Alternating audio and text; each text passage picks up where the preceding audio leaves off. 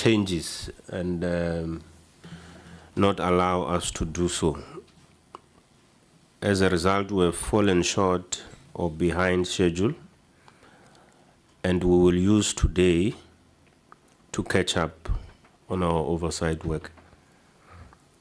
That's why we have also included briefings from two entities of the department, the CEF and Alexkor. And this we do because we have resolved in our 5-year strategic planning session that in order to strengthen our oversight, we will have to do this quarterly reports.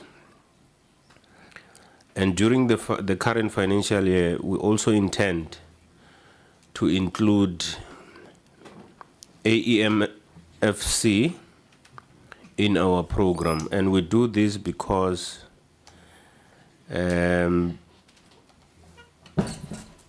has been reports that spoke to operational challenges. And it's important for that reason that we maintain close oversight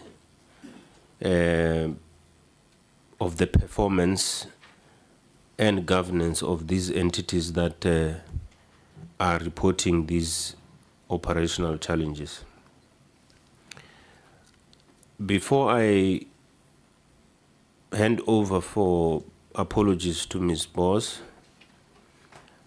let me emphasize that we have limited time, Honorable Minister and Honorable Members.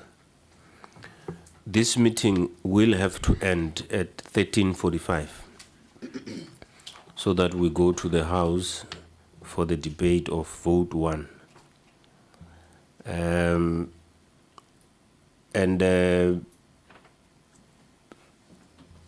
We have communicated already our key focus areas to the department and the entities in terms of what they must cover. So we expect presentations to be concise, Honorable Minister, focused, and directly responsive to the issues that we lifted. Today I will be more strict than ever, Honorable Nchabeleng.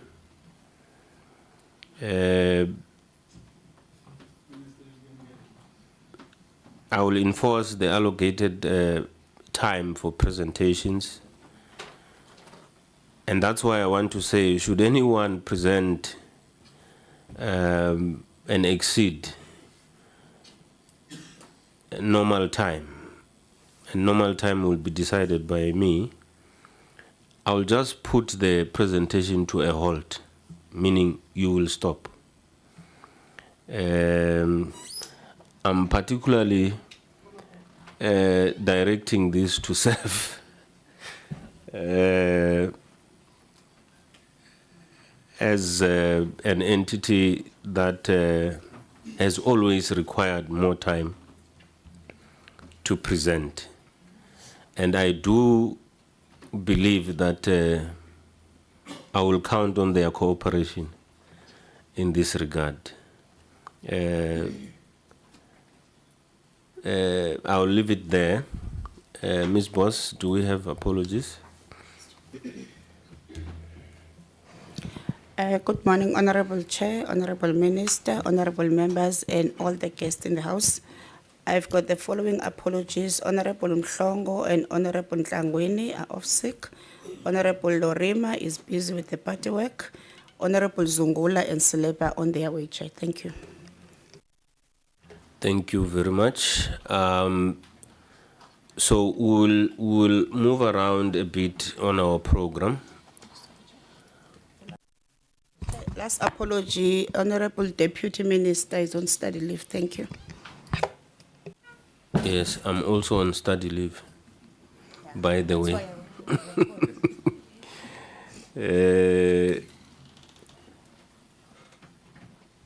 We will move the program around a bit just to maximize on time. Honorable Minister, we will, and honorable members, allow me to have the presentation of the department and Alexkor together before we can engage. And then after that, we'll engage both presentations and then take SEF after until we finish with our work for the day. Honorable Minister, over to you.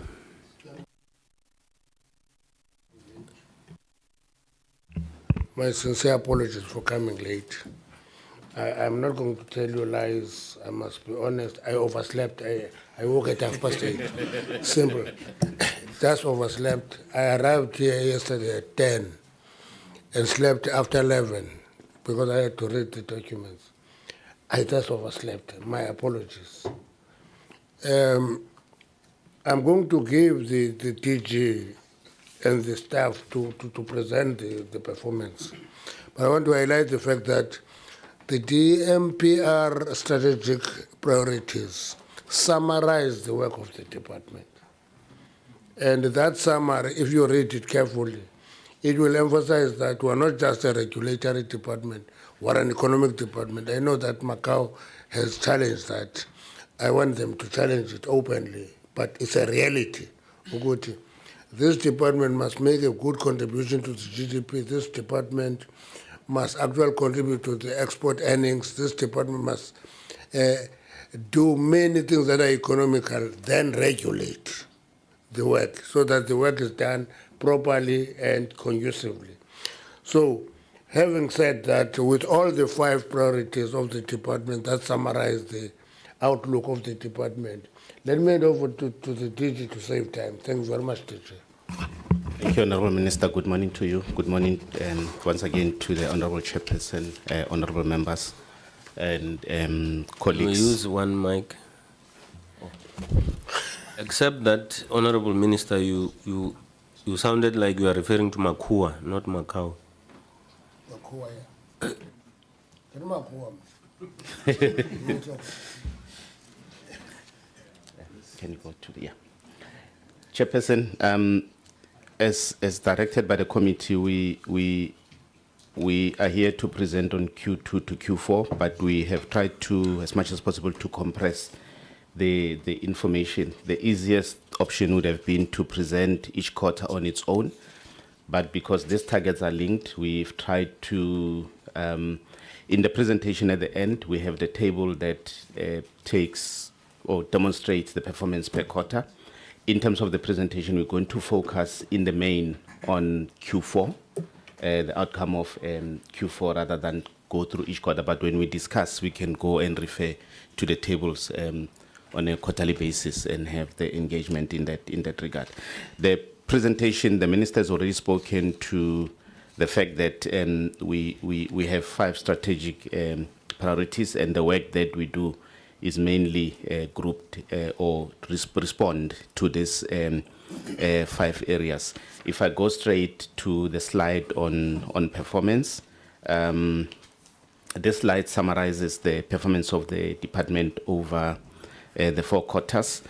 Just to provide context, this was the first year after the split of the department, and without making excuses, this was a tricky year for the department. If you look at the performance of the department over the last 2-3 years, we were actually almost on an upward trajectory.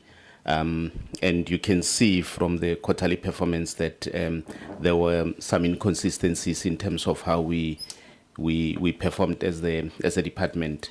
For quarter 1, we achieved 44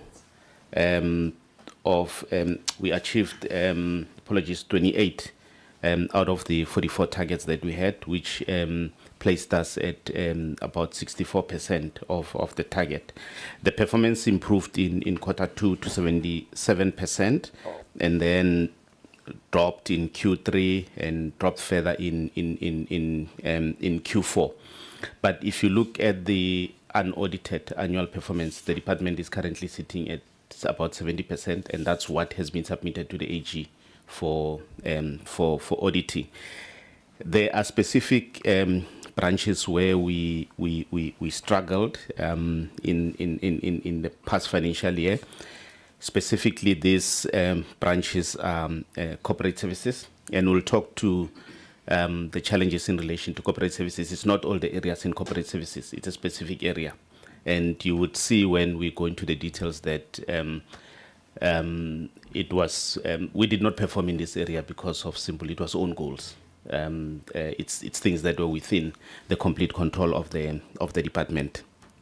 In terms of the other branches where we struggled, it's mineral and petroleum regulations. Again, we'll provide the reasons for that. But in the main, this is one of the biggest branches in the department in terms of scope and work that has to really happen in the department. When you look at the branch, it's actually the engine of what we do in the department, and when we go into the details, we'll be able to deal with some of the issues. You can see consistently the branch has struggled to deal with some of the targets that we had set for the branch. The third one is policy.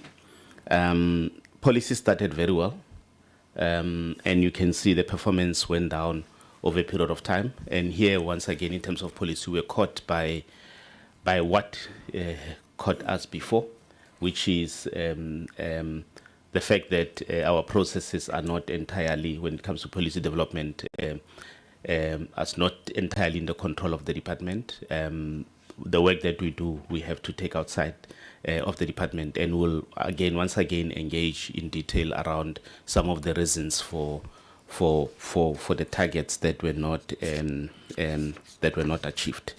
If I go into the detail of the presentation, Chairperson, if I go to slide 7, the next few slides will just try and highlight the achievements, because and we'll put more focus and emphasis on the areas which were not achieved. In terms of licensing and regulation, we can indicate here that over the 3 quarters cumulative, we have been able to finalize 2,470 applications that we received at the department, and this includes mining rights, prospecting rights, as well as permits. And by finalizing, it does not mean these were successful. Finalizing, it means applications were processed and a decision was made. Out of these 2,470, we had a specific target that talks to how many, having to track how many of these were issued to HDSA. 200 of the rights and permits that were issued were actually for HDSA controlled entities. Let me mediate so that you don't fire anyone. The DG is working double here. Somebody can just move slides for him. Yeah. If He possible. had to attend to something quickly. Okay. Yeah, we can. Chair, I thought somebody else will spot and volunteer. And it was not happening. Thank you for bailing me out, Chair. And in terms of the next slide, in terms of compliance and monitoring and enforcement, these are the targets that were achieved. We, as a department, we conducted 267 inspections of SLPs against the target that we had of 212. And this numbers, there's always a question around, is that enough? I think at one of the committees, not this committee, we had to address the issue of inspections and the capacity. And what we indicated is that the targets that we set ourselves are in relation to what we were previously, based on the budget and the resources that we have, what we were previously able to achieve. As we go forward and set targets, If we see that the trend is that you overachieve, obviously you adjust the target up, because then it means you are able to get more out of the resources that we have.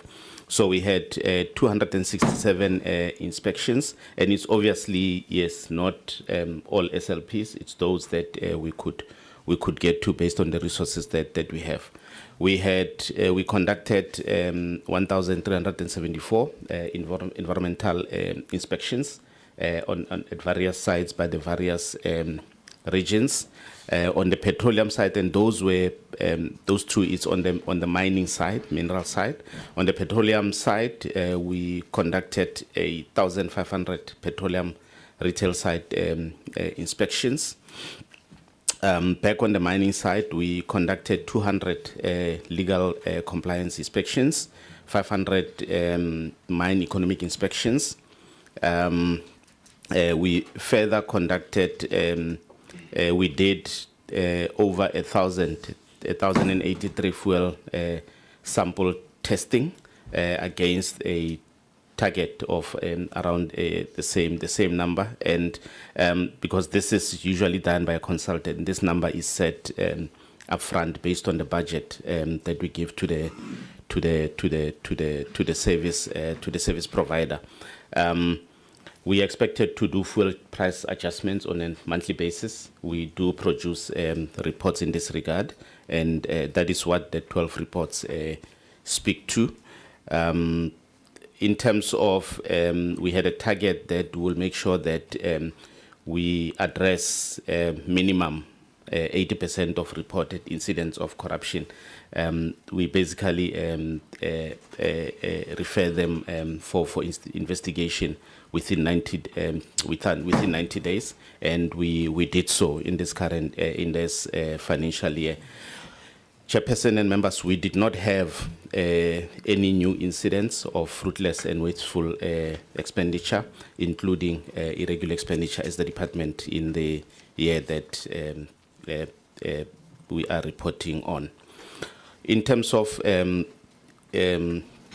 economic development and empowerment, we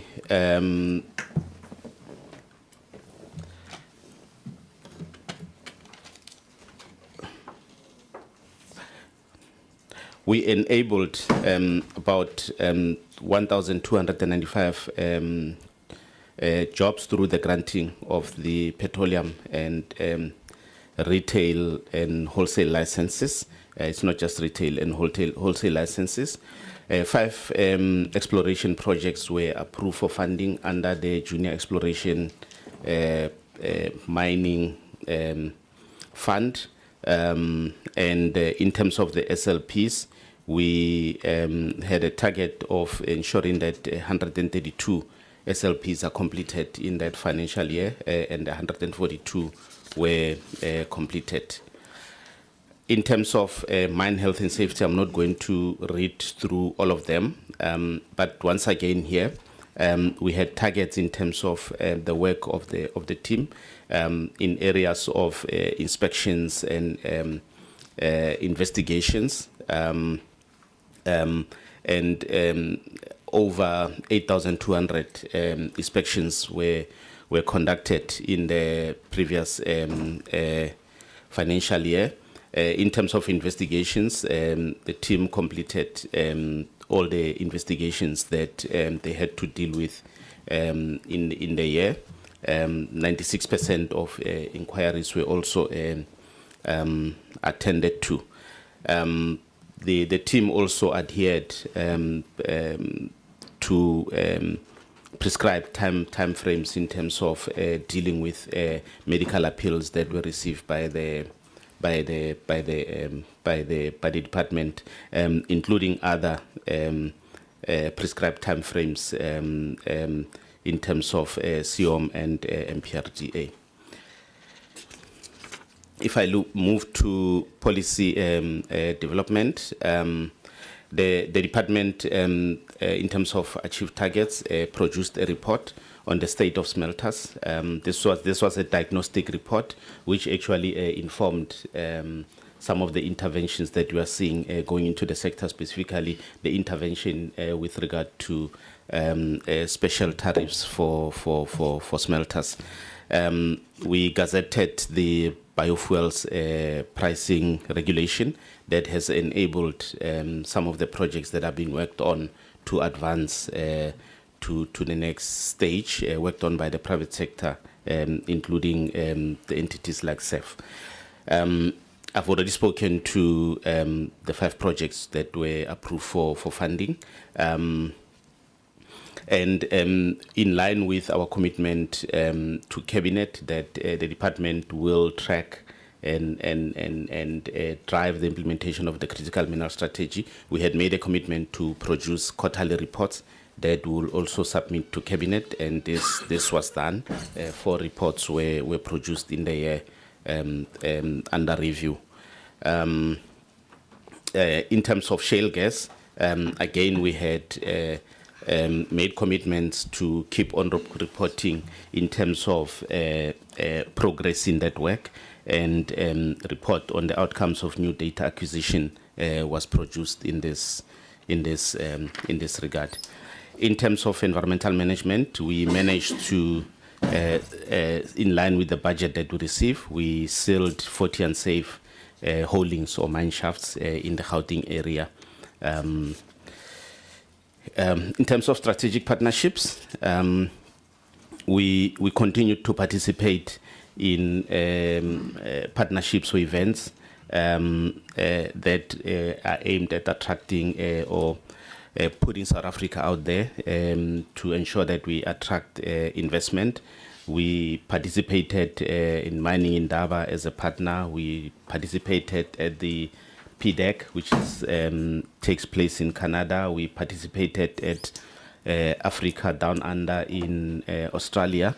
And we also participated in African Energy Week that takes place here in Cape Town.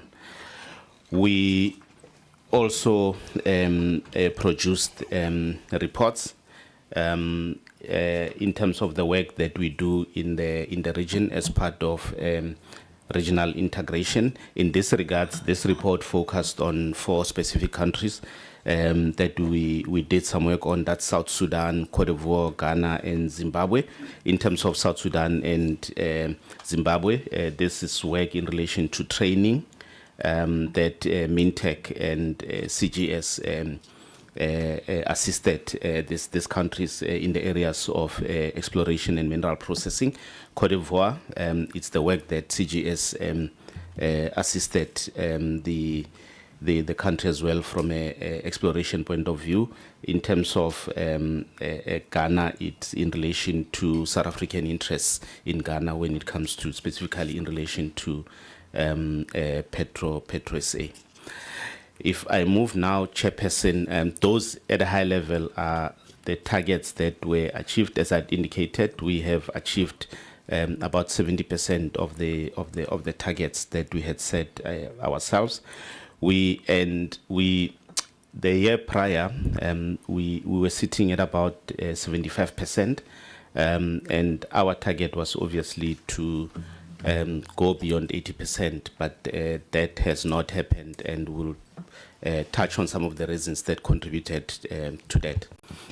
If I now go into the reasons for non-achievement, which we can unpack during the discussions as well, but at a high level, we had a target to implement the new cadastre in its entirety in the 9 province.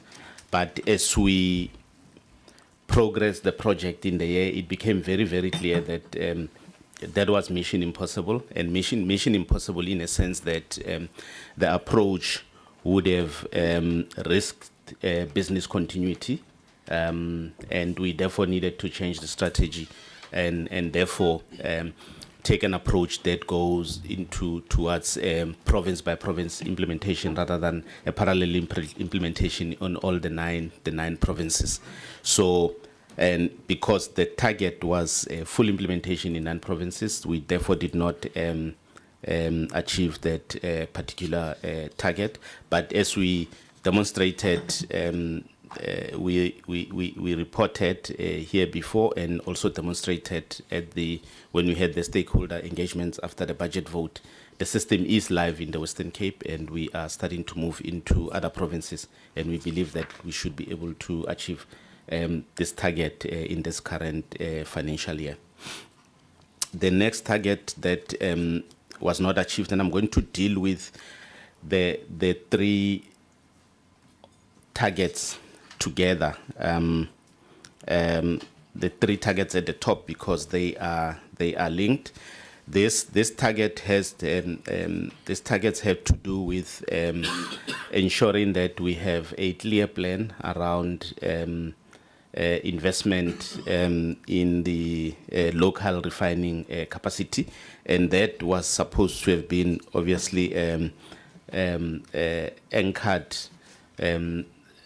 through the development of the petroleum sector development plan. This plan and these targets, Chairperson, were not achieved, and simply I think it's because once again it's one of those targets where first of all, it did not have a specific budget. The original intent was to do this in-house, but as the quarters went by, it became very clear that there is no capacity in the department or the ability to drive this particular target, and it fell obviously off the bus. This is a priority target in this current financial year, as it requires specialist capacity. So we did not have the ability or the capacity to deliver on this budget. And the three targets are related because they all form, you need the plan that will ensure that through that plan you do the pricing and the other parts there.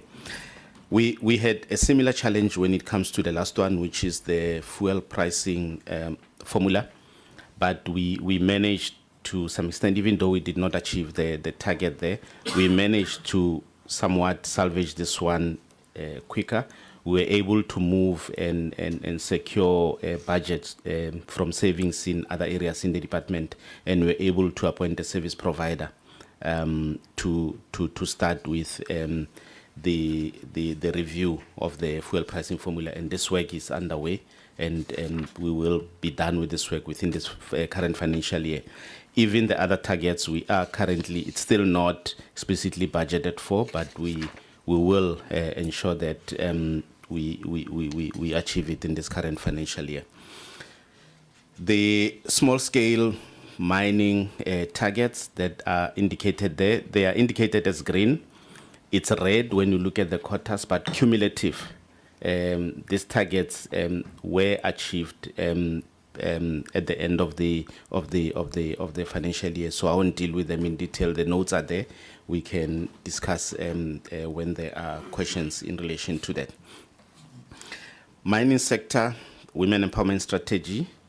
Chairperson, this is one of those where work was done. But it took long, and it was a painful process in pushing this work to be done. But ultimately, when that work came through for approval, it was very clear that the quality was not good enough for the department. We could have easily ticked the box as the department, signed it off, but I think it was not good work that we needed to put out in the public domain. So we therefore then did not progress this to the next step, and hence the target was not achieved. There is work that's been done with the assistance. Again, here it's a capacity issue and capability issue. The resource that is tasked with this particular task is just not able to. Again, the impact here is that part of the team has actually moved to the other side of the department, and the resource that we are left with could just not deliver on this particular target. But we have since engaged with the part of the team that has gone to the other department, and that team has actually agreed to assist the department to see this work to completion. And we are hoping to see this done by the end of the second quarter in this current financial year. Number of jobs.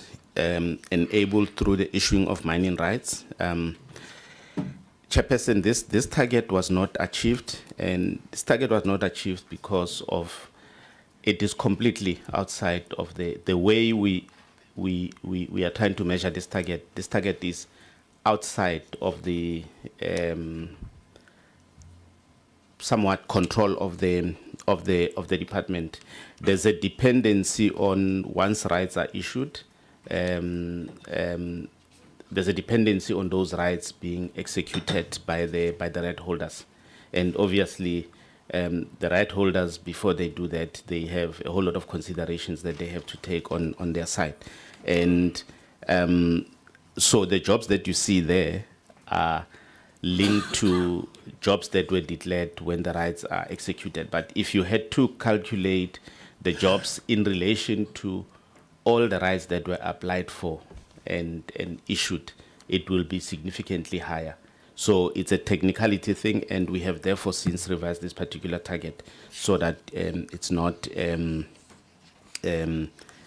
challenge for the department. If I move to policy-related non-achievements,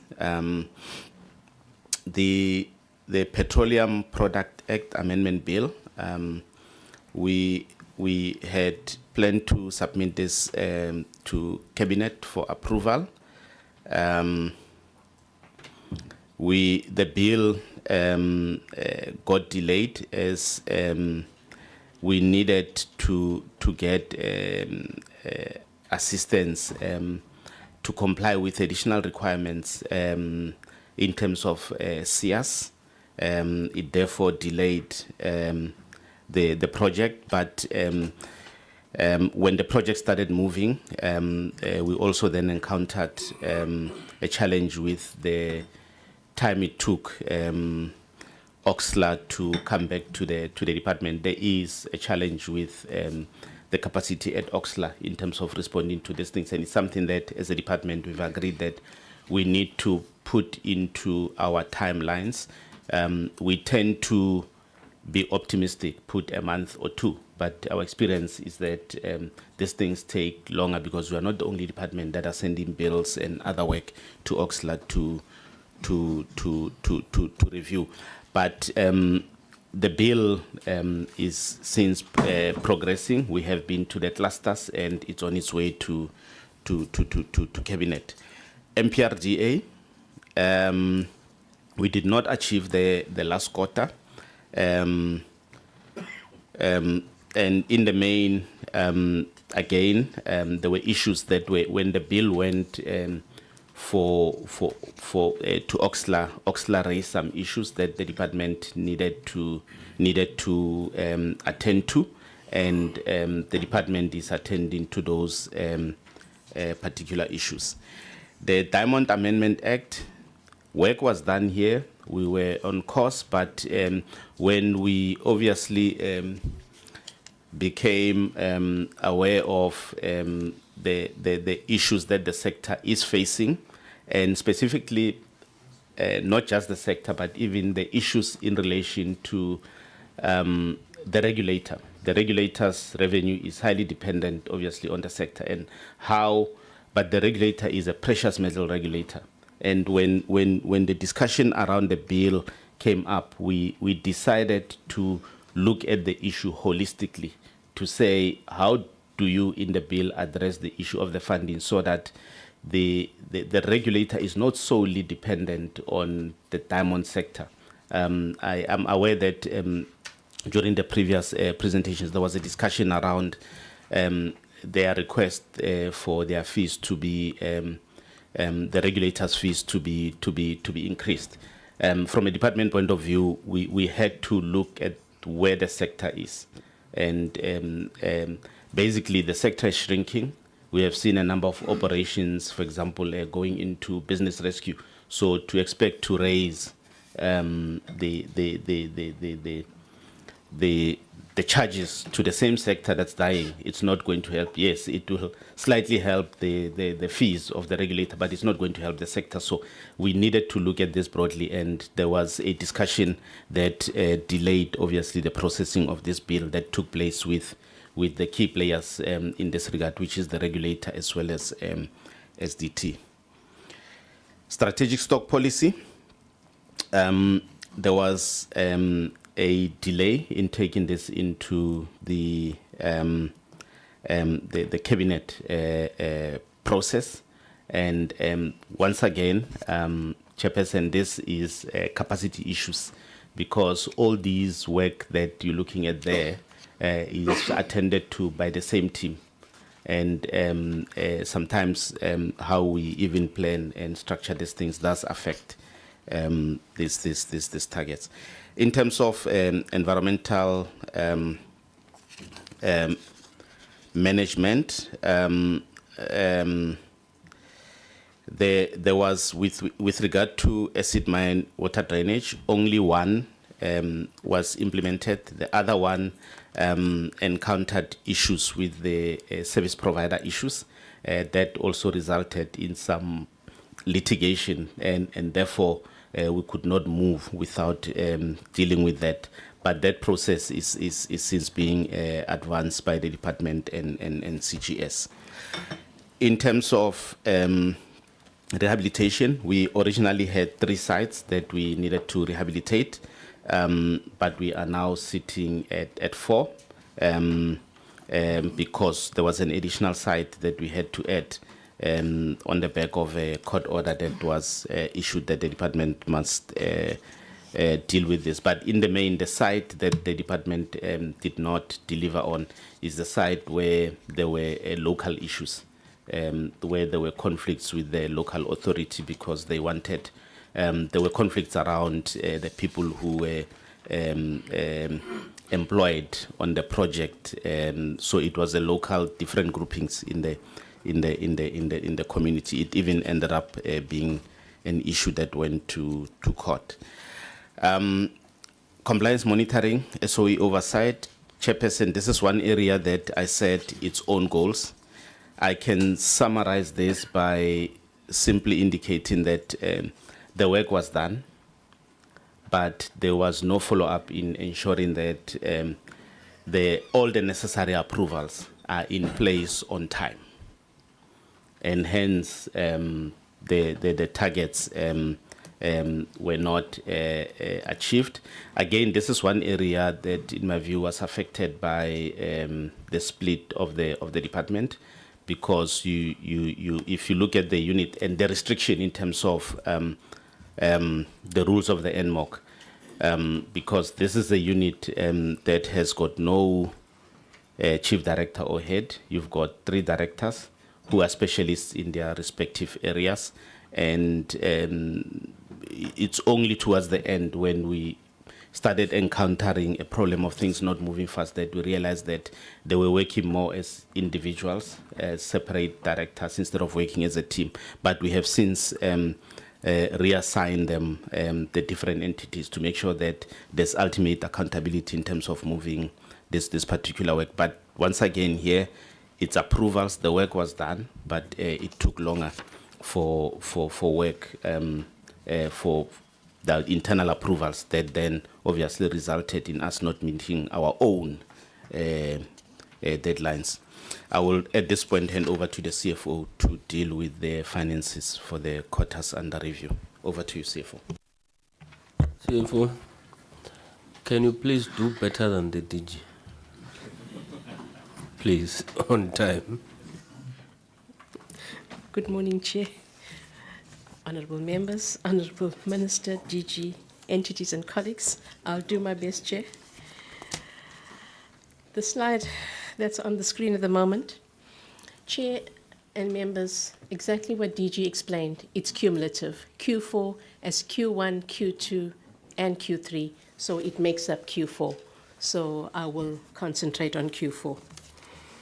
But just to mention, in Q2, we had an underspend of 44 million. In Q3, we had an overspend of 65 million. We did have a slow start to the financial year, but they tried to ramp up in the other quarters. But the overspend it was just timing of the expenditure, the payment. It was budgeted for in January, but paid in December. So when it came to Q4, it has been fully aligned, and the overspend cleared. In Q4, we had an underspend of 36.9 million, and I'll provide some reasons there.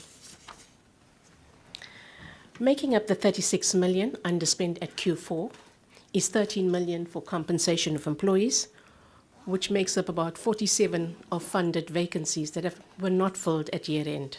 However, these vacancies are at various stages within the recruitment process.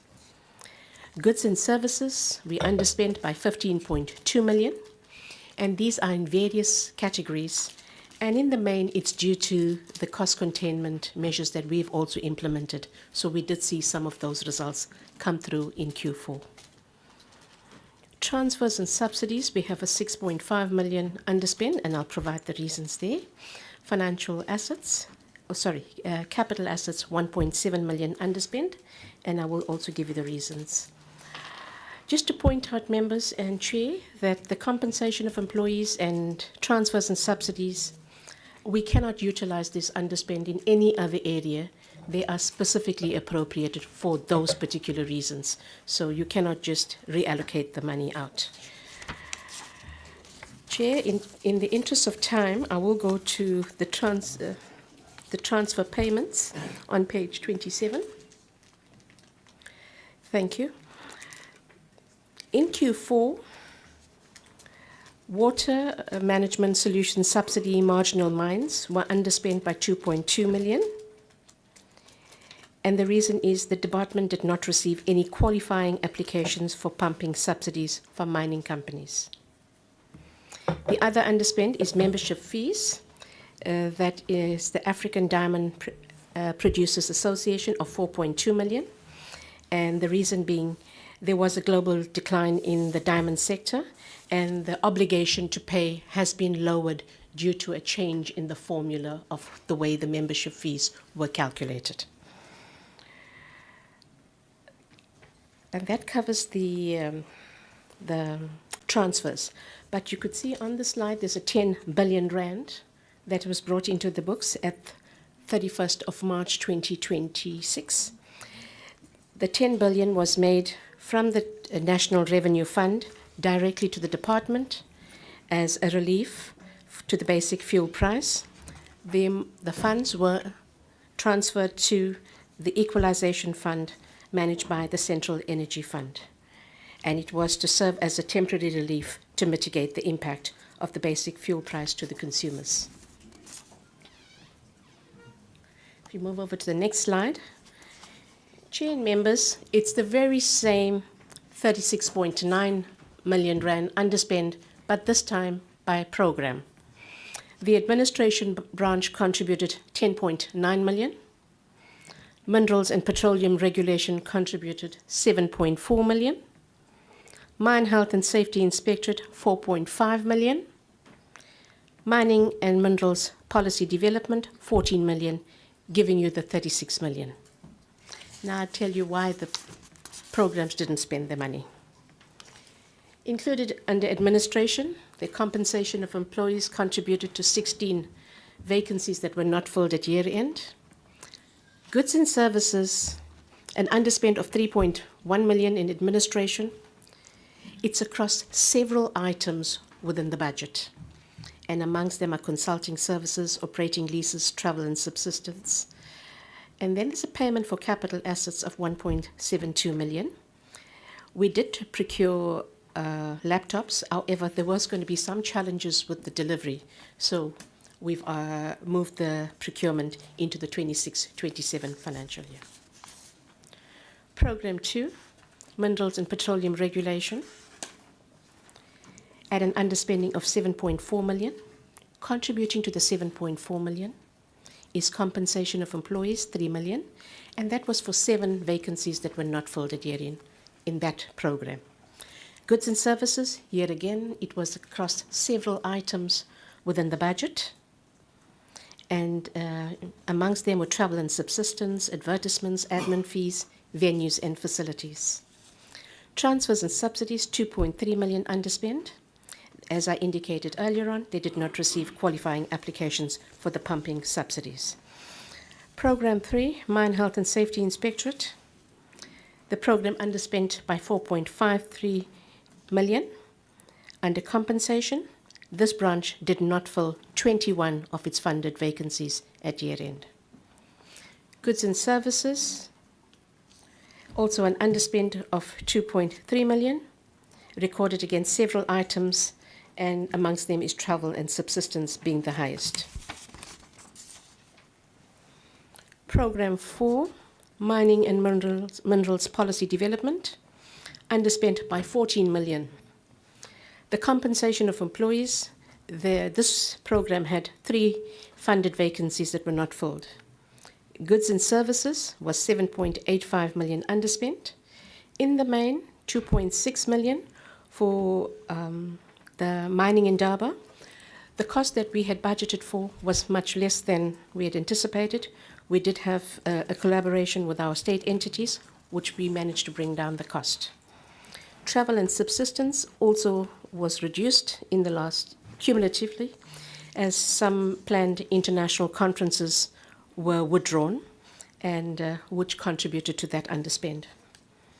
Transfers and subsidies, 4.12 million underspending, and as I've indicated, it was the African Diamond Producing Association membership fees that was less than budgeted for. And that brings me to the end of the presentation, Chair. Thank you. Okay. Thanks, CFO. Chair, I won't go through the last slide, but there we're just summarizing some key takeaways and indicating the areas we identified that we need to continue to focus on, which is dealing with issues of capacity constraints. And this is just not in terms of the number of human beings, but also training, continuous training and directed training for some of the employees to make sure that we enable ourselves to deliver on the targets.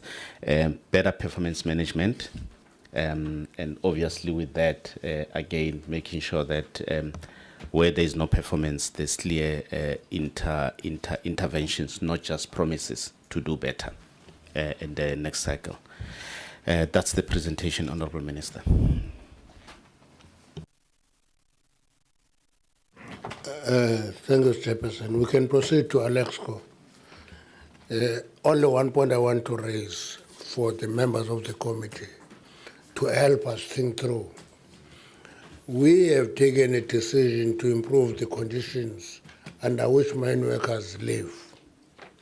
As a result of that, there's migration from hostels to communities. But there is a consequence to that. We are finding more rough cases than mine cases. Disasters are on the roads, not on the mines. Let's just help us think through how do we account for that. We have a discussion with the Chief Inspector of Mines, but this is not your responsibility, but it's on the roads. It's mine workers staying in communities.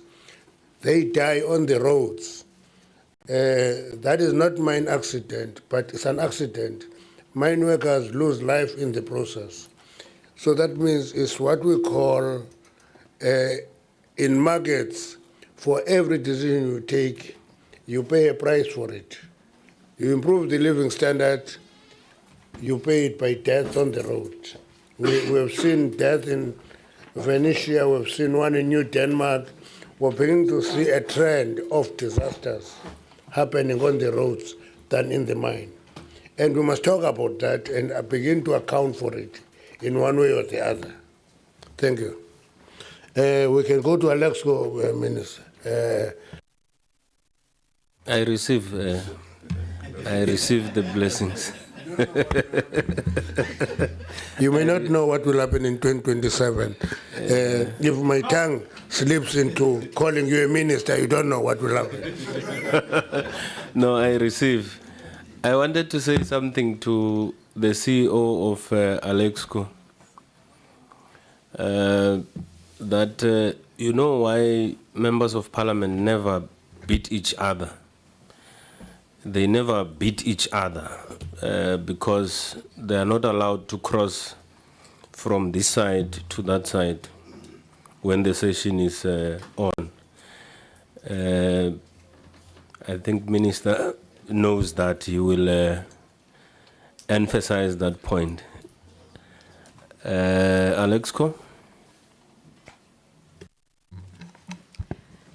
Good morning, Chairperson, members of the Portfolio Committee, Ashe, Minister, DG. In the interest of time, Chair will confine our presentation to the financials, the appointments, and the performance targets in particular. Just to state that our financial performance does remain low, owing to the continued low production and the depressed diamond price. We did, however, see an increase during the third and fourth quarter, which management will speak to. We do have strongly capacitated or better capacitated finance department with the appointments of the acting CFO and finance managers, which has led us to, for the first time in 5 years, submit our annual financial statements on time. Further to that, I think where we've maintained performance, it's within the occupational health and safety targets, which as well management will speak to. I will hand over to Mr. Mutapo, the acting CFO, or the CFO, to take us through the detailed presentation.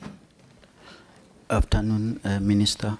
Sorry, good morning, Minister, and honorable members and the CEOs. The slide that is projected there, I just want to start from the beginning, but what we're gonna present for now is just we'll quickly move on finance and also discuss the performance indicator at the last where we didn't perform, so that we can quickly run through the process. So if you can go to the next slide. Not that one. Next one. Yeah, if you look at that slide, we currently sitting on the revenue. We've made a revenue of 250 million against the target of 650, so we are 61 below the target. And then only on quarter four we achieved a revenue of 125 million against a target of 155. So cash at hand, I'm just speaking because the financial manager sitting here, he said I must just go through. If there is anything that I make mistake, he will just rectify. Cash at hand at Alexkor, we are sitting at 122 million. So we sold about over the year 10,000 carats, and in total as an organization, year to date we've made a loss of 60 million, and majority of this loss comes from the mainly Alexkor side, because remember Alexkor is not SOE, doesn't have revenue. And then in total year to date on the capex we plan to do 3 million. We've never spent our capex because of over there we never achieved the capex. And then cash also that is available for Alexkor SOC, mainly from a rehabilitation fund, is 412 million. And as I said, that why to date we made a loss, including the mine and Alexkor, we made a loss of 67 million. So if you go to another slide, we just want to show where these things are. Yeah, we kind of like updated these things. The presentation that you see there, we added a new presentation, but we'll just go ahead because I wanted to talk about the revenue for quarter two and quarter three. Our revenue was mainly on 155 million per quarter, but each quarter from quarter two and quarter three we haven't achieved our revenue target. We made quarter two, we made 52 million against the budget revenue of 155 million, and then on quarter 3 we made a revenue of 73 million against the target of 155 million. But if you see that our revenue has been improving, meaning that we have been selling most of our, this revenue improvement is largely due to ourselves selling the large stones.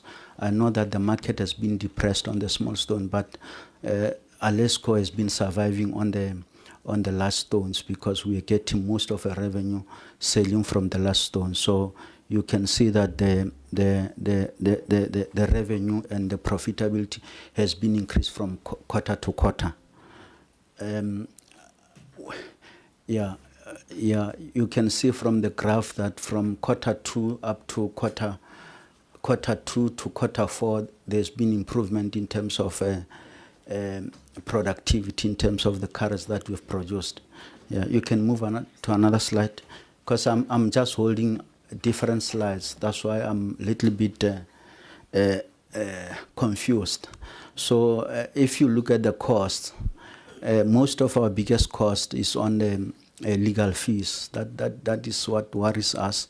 And as management, we are trying to work very hard to make sure that legal fees are maintained. They are sitting at 637%, which doesn't look good for a state entity, because the challenge is that we've got legacy issues that we've been trying to address. That those legacy issues, they are based on we as an entity, the way we're incorporated. So we've got a lot of challenges in terms of legal issues, but we are trying to minimize them going forward so that we don't have this much expenditure on the legal cost. The next slide. We can leave that one, because I mean I have so on operational side, we just said that what is happening is that we are trying to optimize a lot of facilities that are not functioning, especially infrastructure. That's why we are trying to work hard and capitalize on, so that we can. But if you look at the productivity, it has been improving. Especially we got a nice productivity on the marine, but although we still have challenges on marine, because over the year we never got an opportunity to exploit the marine in that particular financial year. So health and safety, we don't have issues there. We're still sitting on 0 fatalities, and the lost time injury frequency rate, we are just still sitting below 0.6. So we are doing fine, and we are continuing to be compliant with mine health and safety in terms of our compliance going forward.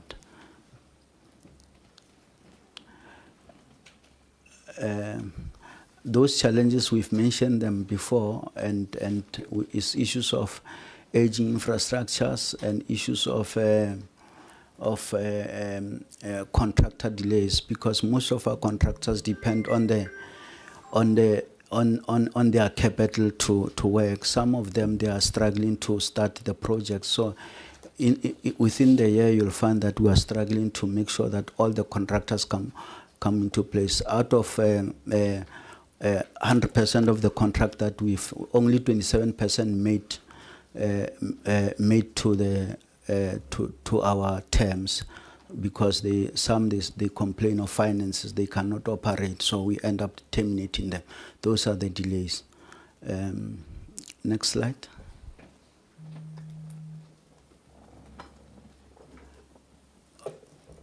Yeah. Yeah, those are the outlook and strategies that we set based on, because I want to quickly go to the scorecard, because this presentation that we revise is different from that one. Maybe just go to the scorecard. Let's talk about the scorecard quickly.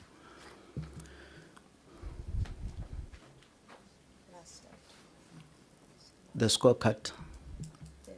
Yeah, if you look off the scorecard, I'll say for now, we only achieve 40% of our targets. If you look at the scorecard, when we joined, we found that the scorecard was implemented, was just taken from the previous team.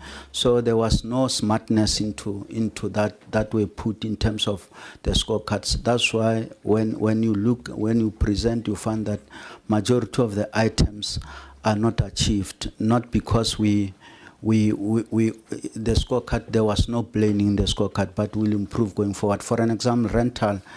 In each rental income collected, one of the indicators, on quarter one, we achieved 23%, on quarter two, 19%. So against, on actual, on the rental, we achieved 28% against the target of 32%. So we are 4% out of what we planned. The issue was that is non-payment of the contractors and people who are renting there. So we are busy with the eviction process to make sure that those who are not paying the rent, they get out of the house. So because we cannot, the law doesn't allow us to remove people, like you need to give them court orders. And on EBITDAs, our target was 3% annually, and then we only achieved, we didn't achieve that. We only achieved in quarter one, where we did 66%. But as we go for quarter one, quarter two, quarter three, quarter four, the achievement was 200% below, which means was our sales in terms of what we planned was 61% than planned. So land and marine production, we targeted a production of 45,900, and we only achieved above 10,000 carats. So if you look at this, what I'm saying is that if you look at the problem that they targeted that the deep sea will be working during that financial year. Unfortunately, one of our service provider pulled out because of the market. So on their side alone, we're targeting almost over 20,000 carats. So if we don't have that 20,000 carats, that's why we are sitting at above 10,000 carats. Fatalities, I said, we've got 0 fatalities. Lost time frequency rate, we've got 0 issues. We've achieved our scorecard. On the audit outcome, we targeted 80%. 80% meaning that we're getting a clean audit. However, I won't say much on this one because they are still, for this financial year, they are still auditing our financial statement, but we're hoping that Minister this time will move into a better audit, because in 2024, 2025, we got disclaimer. But for this financial year, we submitted financial at the right time.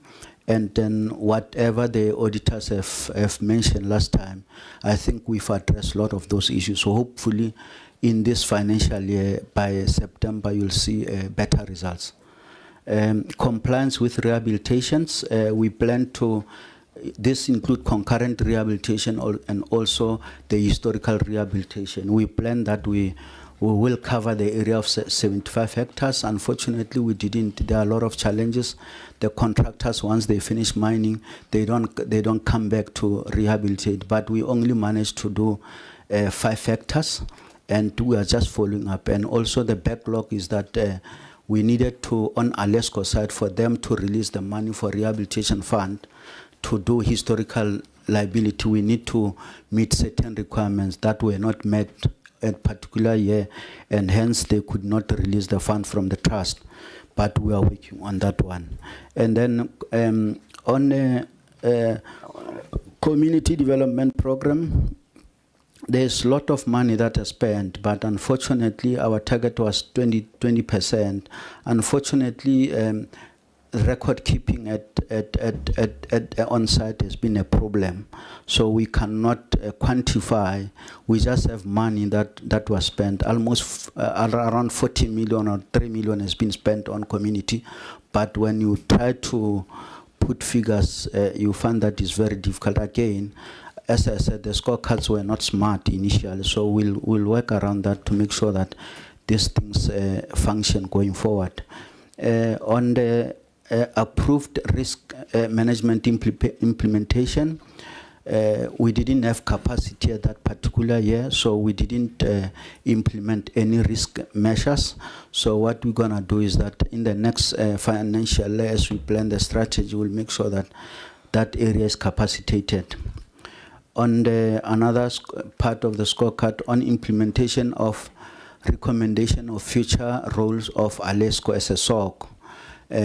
Remember that what we said even in the parliament was that Alexkor is only doing 51% of its is from another entity. So Alexkor need to look at how to generate revenue for the remaining 49% that it holds as a state, because it only depends on 51%.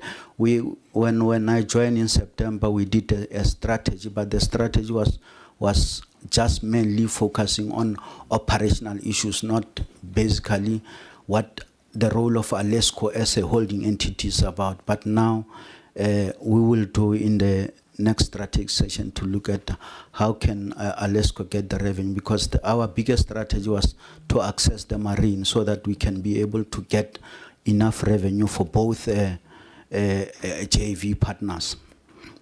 And then on the spend on the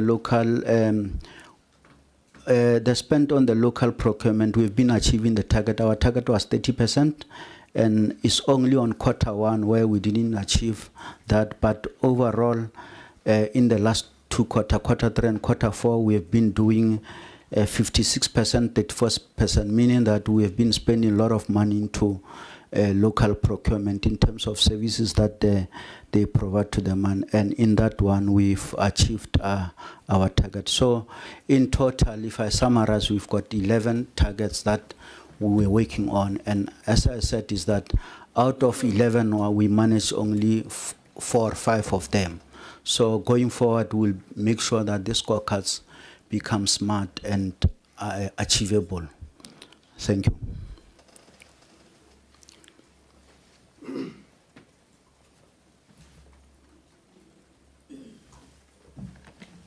Thank you, Chairperson. That's our presentation. Thank you, Minister. Yeah, only one thing. I think the committee must meet Alexkor more regularly. As a mine worker, I learned one basic thing, that confidence must precede competence. If you are competent but not confident, your competence is hidden in the lack of confidence. That sounds like fake it till you make it. Come again? Say that sounds like the IDEX, fake it till you make it. Now wait. Because I don't want the general manager to use the term just. That is understating her capacity. Just, only. Don't use those terms. Yeah, you do things, that is the thing, it's not just, you do it. I want to emphasize that for the future, not for today. That is just only for just 11, just to know. Say, I've done 11, I've done 20, I've done 40. It's not just, it's what you have done. Thank you. Thank you, Honorable Minister. That's not the only thing that they must improve on.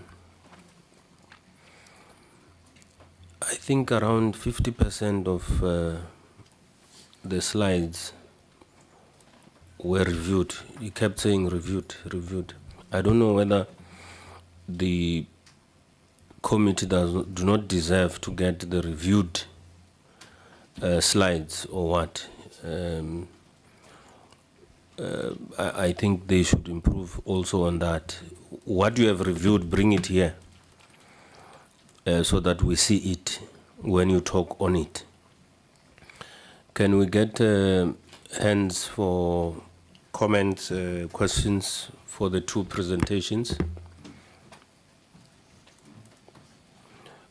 Keeping in mind that we still have SEF waiting. Can I see hands?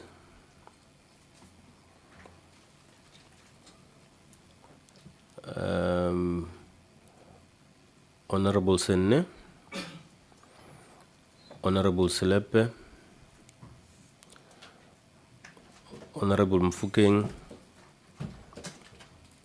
Honorable Mani, and Honorable Hassan.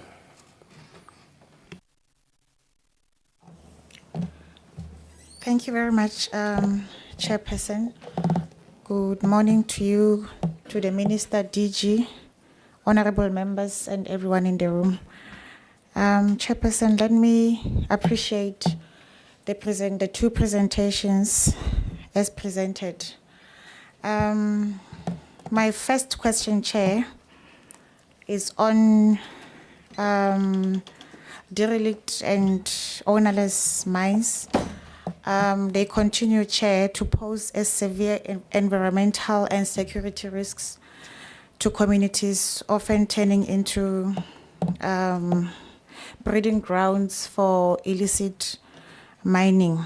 So, Chair, out of the financial allocations for mine environmental in the 2025-2026 budget, I want to know how many legacy sites were fully rehabilitated by the end of Q4.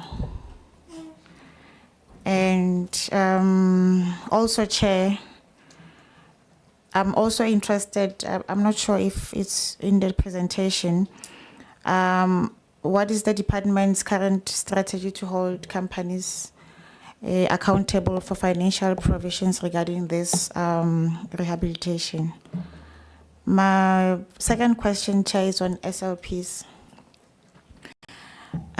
Chair, the social audits of SLPs indicate severe gaps in delivery. So, the percentage of mining houses that met 100% of their SLPs commitments in the third and fourth quarter? What actions, such as suspensions of rights or whatever actions that were initiated by the department against companies that failed their community development targets? How many of those? My last question, Chair, it's on the mining sector, women empowerment and gender equality strategy. Yeah. So, Chair, while we appreciate the target reached by the department, I'm worried about this one, Chairperson. As much as we also appreciate the strides, Minister, made this far by the department in terms of improving the conditions of women in mining, I want to request, Chairperson, that the approval and implementation of this be fast-tracked, because we all know the challenges that women continue to face in the mining sector. So this is one of the critical transformation target, Chairperson, that must be implemented, must be approved, DG, as a matter of urgency. And personally, Chairperson, I will be one of the people who will be monitoring this closely, Chairperson. Thank you. Thank you. If I had the questions clearly, they are directed to the department, all three. Can we have responses? Okay. Thank you, Minister, Chairperson. I think all these questions, let me allow DG Makubela to respond. I will deal with the last one on the strategy. I think there were three questions. Thank you very much, DG. Good morning, Chairperson, honorable members, honorable Minister, DG, colleagues, chairpersons and CEOs of the state-owned entities. So the first question on DNO, I think the DNO issue, we really need to explain it that we have a pre-democratic mining dispensation. That dispensation did not make provision for a rehabilitation. And it is only with the advent of the MPRDA that the issue of rehabilitation was enforced and making sure that there is provision for. Now, we are always going to be playing catch up as the state because there's a legacy of a century of mining in the country. Most of that without that provision for rehabilitation. So the onus then is on the state to fund that, those derelict and ownerless mines. So as we always indicate, it is a function of the budget. If we get more money, we will dispose of this liability of the state quicker. But when we get what we get every year, we can only do so much. I thought I should explain that. Now, with the advent of the MPRDA, there is then the provision of, or making sure that there is financial provision for rehabilitation.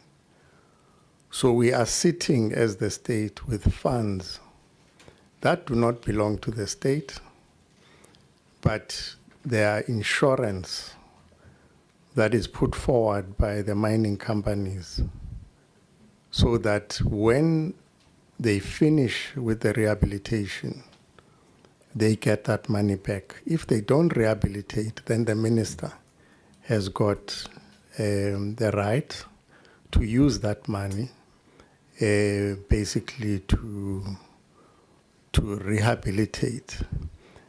And if it's not enough, go after the directors of those companies. But of course, this is a relatively new phenomenon in our mining sector. Now, on the SLPs, I think again here, we live in a society, Chair and honorable members, where there is an expectation that the mining companies will do what local government is meant to do. And some of the mining companies are meant to augment and make sure that they have this social license to operate. The vast majority of them, all things being equal, they do that. What is new? There are two issues that are new on SLPs. One is that municipalities make demands which are not aligned with what communities want. And as a result, signing off on the IDPs related projects gets delayed. So that is an issue. The second one is that in some areas, we, as a society, we do make demands on the mining companies to basically appoint certain service providers to carry out those projects, and that also adds to the delays. What we can undertake, Chairperson, is to come back because there is a question to say how many achieved 100% in the fourth quarter. That is, if we look at the mining sector in totality, that is going to require some work, would request some time to compile that information, because we don't want to make a guess and mislead Parliament. But I want to say this, that the SLP program is under, in most cases, is misrepresented. There's a lot that is being done which is good for society. And I think, of course, there will be those that take chances, and for those we do issue directives for them to correct. And there are cases where the minister has actually cancelled the mining right for someone who did nothing on SLPs. Thank you. Okay, thanks, Dr. Mokobela. I think, Chair and members, I think the last one was on the strategy. We agree with the member that the strategy is critical. And hence I indicated that in order to make sure that we improve on the quality of that has been developed, we've reached out to the previous colleagues who actually used to do this work in the department, who moved with the other part of the department, and we want to make sure that by Q2 this work is completed, and that's the commitment we are making to the committee. Thank you. We have reported that we have closed 40 mines in the financial year. You can go to page 12, you'll find that number. It's written. That is quantifying the work we have done. 40 shafts that we have sealed.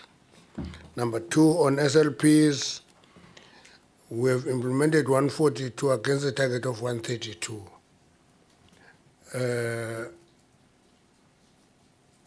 The emphasis is different. The emphasis of the committee is that we must penalize people for SLP. The emphasis in the department and in the ministry is that let's enforce implementation of the SLP.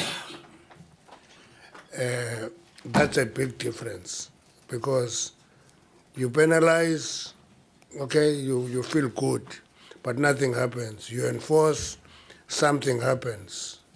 We replace a Strait of Hormuz in Tubatse. We build a bridge that is 4-lane, replacing a one-vehicle structure. Who was there? I think Mika was there. The rest of the committee was not there. Now, if the committee doesn't go to witness SLPs, it will not know. It will always have some phasey views that nothing is happening. And when we report that, in addition to that bridge, mines are building a 5-kilometer patch of the road. It's a commitment. They will not understand that until they go and see it. So my emphasis, my Honorable Chairperson, is that committee members must go and witness some SLP projects. They will have a sense of what is happening. So when we say 142 versus 132, it's not a number. It is actual physical SLP projects that have been implemented, and they have an impact on society, and that's it. I think that is it. Let me leave the women one. You will deal with that. Yes, Minister, I've responded to that one, Chair. Yeah. Thank you. I will not ask whether you are satisfied or not. We are running out of time. Honorable Slepe. Thank you very much, Honorable Chairperson, Honorable Minister, DG, SAFE Group, and the department, and my colleagues. No, thank you very much, Chairperson. Just to relay on the issue of the relic and honorless money, just to bring this to the attention of the department and the minister, is that indeed DG, a lot needs to happen when it comes to the rehabilitation issues. As we speak, in my province, last month only, Minister, 7 people died in Malahleni, in the area where is ownerless, not rehabilitated. 7 people die, 6 same day, 1 a week before. I think that one needs special attention. It needs to be closed. It's quite dangerous because in 3 years also, there's a young man, 16 years, died in the same area. I think it needs to be attended, that one, Minister. Yeah. And then, passing on that one, under licensing, Minister, there's a challenge here. There's areas that are regarded as the nature reserve and parks, whereby people are not allowed to apply for mining right or permits. Then in some areas you find that there's no specific nature that is there to be protected. And then most of those areas, there's critical minerals. Then I just want to understand what nature is protected in that particular area, because you find that is a nature reserve, there's no animal there, but it's portrayed as the nature reserve. And then when you look clearly, there's critical minerals in all areas where are called nature reserves of parks. Then aren't we protecting the apartheid legacy things that are still there within the MP DR, that things are hidden under this thing of parks and nature reserve? Can that be reviewed? And we want to be clear, because if the department can give us all areas that are called nature reserves and parks, and let's look beneath those areas, what is protected there are all critical minerals. Then the department needs to check what is it that can be available for our people to apply for, because someone has played the card of hiding the minerals beneath the nature reserve and parks. That one is unacceptable, Minister. I say just let me pass on that one. Then also the under licensing, there's some issues that the department are failing to do. Minister, if the department captured a company incorrect, and then for them to amend and rectify their mistake, takes them 6 months to amend their errors, then we are having a challenge with the department. We cannot allow that. If the department, the error is with them, I don't think the error, there's any policy of law of the department that should take a period of 6 months to amend and correct their error, because some other companies are delayed to register their rights or PR in the deeds because of those errors, and then they are taking longer than the actual time. I think that one also is something that we've picked and reported to, that's coming from the department. And then also the exploration. I want to check, Minister, and teach you that what is the monitoring system it's given to the companies or the department has for the companies that are doing the exploration? The information that they are getting, aren't they using for their own benefit, that because they are exposed to the areas that they've explored? And then aren't they playing a referee and a player system, that because they were doing the exploration and then coming back with other company applying for the same area because they've explored, you've utilized the state fund to check what is in beneath I just want to check what is the monitoring system in place for the department for the exploration team that you are having there. Honorable Slepe, if you can ask Honorable Mani, I waited for you for 15 minutes because I was told that you would be late.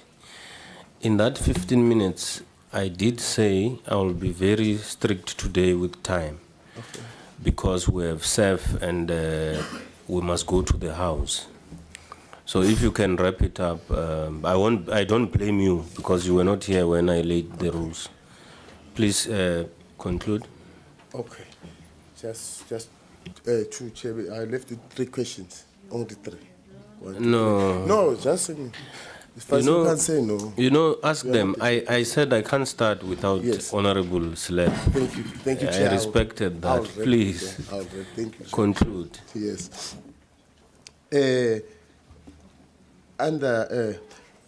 I want to check DG, the 67 million funded for 2025-26 financial year. What processes used to purchase the machines, and then who appointed the service providers for equipment, and who was appointed in those things?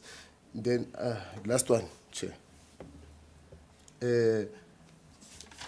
Under this one, I think is under Alexkor, if you are my love. Under Alexkor, I see that the legal fees of US are skyrocketed to 337%. That indicates there's nothing at Alexkor happening without anything that has to do with the legal issues. And then can you put this committee to confidence that there's a lot of things that is not happening the way it's supposed to be? Because I think Alexkor has been run by legal people over the management that's supposed to run the Alexkor. Then I'm checking, what plan do you have as Alexkor to solve the situation of that Alexkor cannot be under the frustration of legal issues, because anything is revolve around the legal system. I know there's a legal issues that has been there, but what is your current plan pertaining that? Thank you, Chair. Thank you.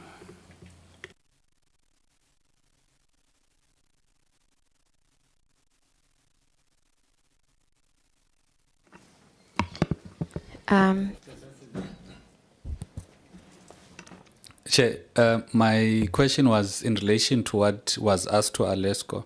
So can I ask your indulgence just to add my part so that when they answer at once?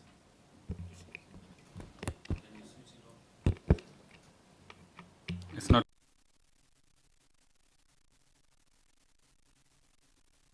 Can you proceed?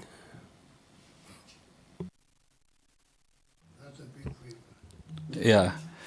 Morning, Chair, colleagues, department, and all of the entities.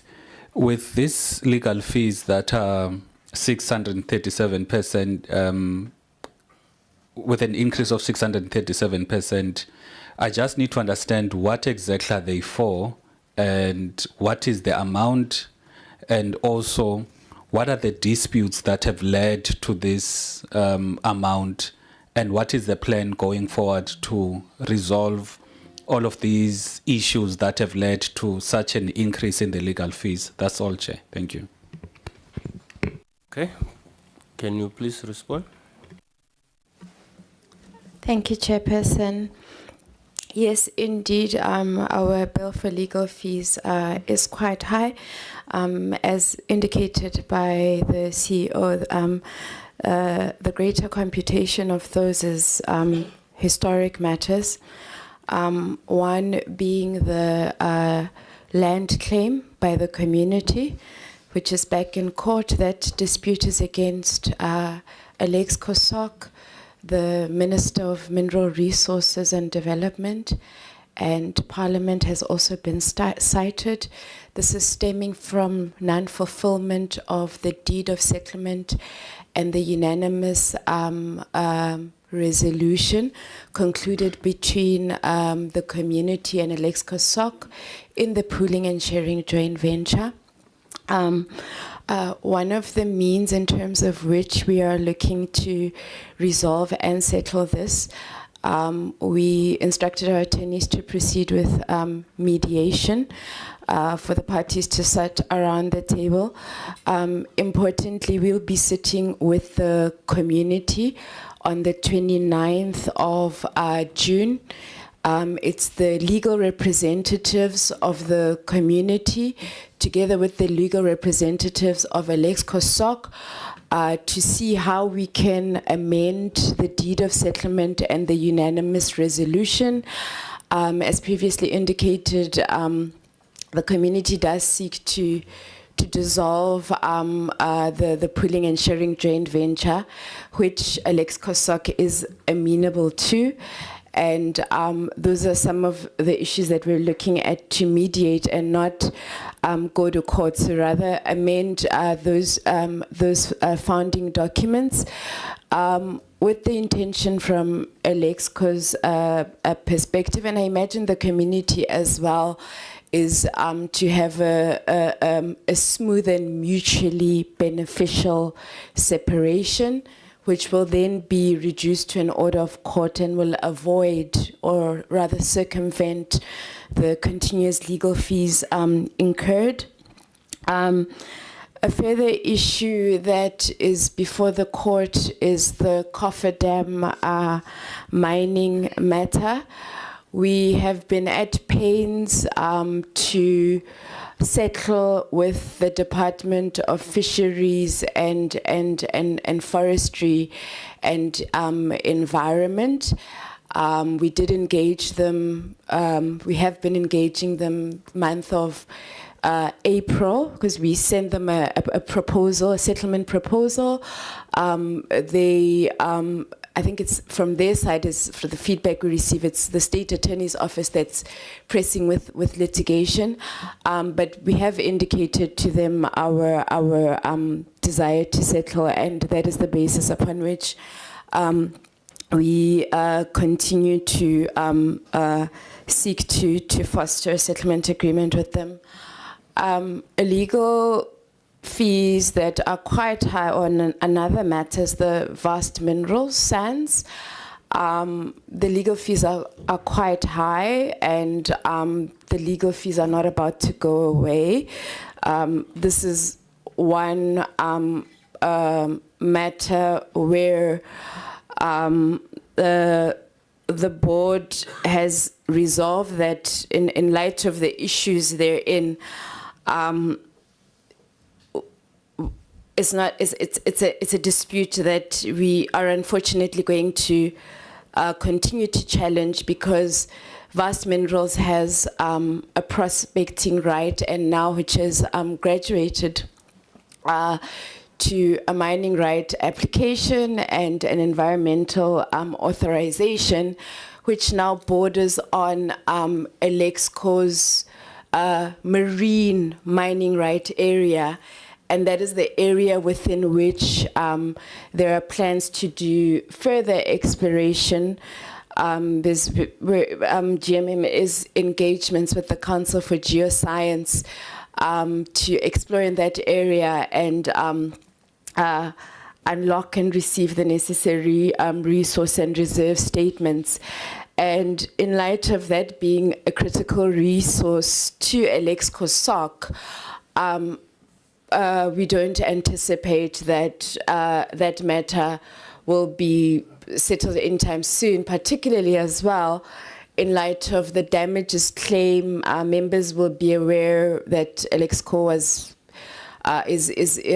being sued for 500 million, which we dispute. And on the basis of that dispute, the litigation is bound to proceed. We are managing the litigation budget. A further contributory factor was that the attorneys that we were utilizing were on the matter for historic matters, and as a consequence, and this is part of our audit findings, was that there was a continued usage of these attorneys in the absence of there being a contract, which is, violates the Public Finance Management Act. And as such, we've revisited the panel and working with other attorneys. We have further capacitated the executive management team. So a lot of labor issues that we'd be handing over to the panel of attorneys are being dealt with by our new HR appointee, who is quite competent also in terms of revision of policy. So yes, Chair, that is the in the main the legal issue. Oh, another matter I omitted to mention is the evictions. Just a second. Are you answered?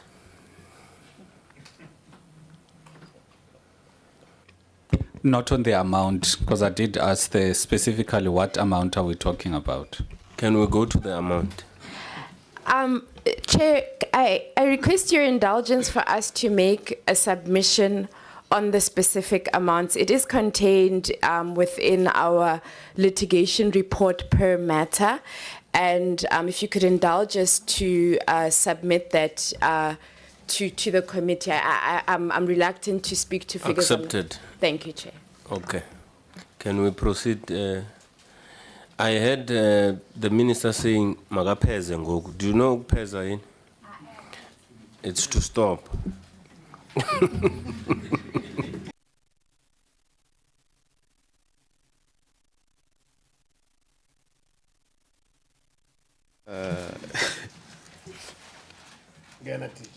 Yes.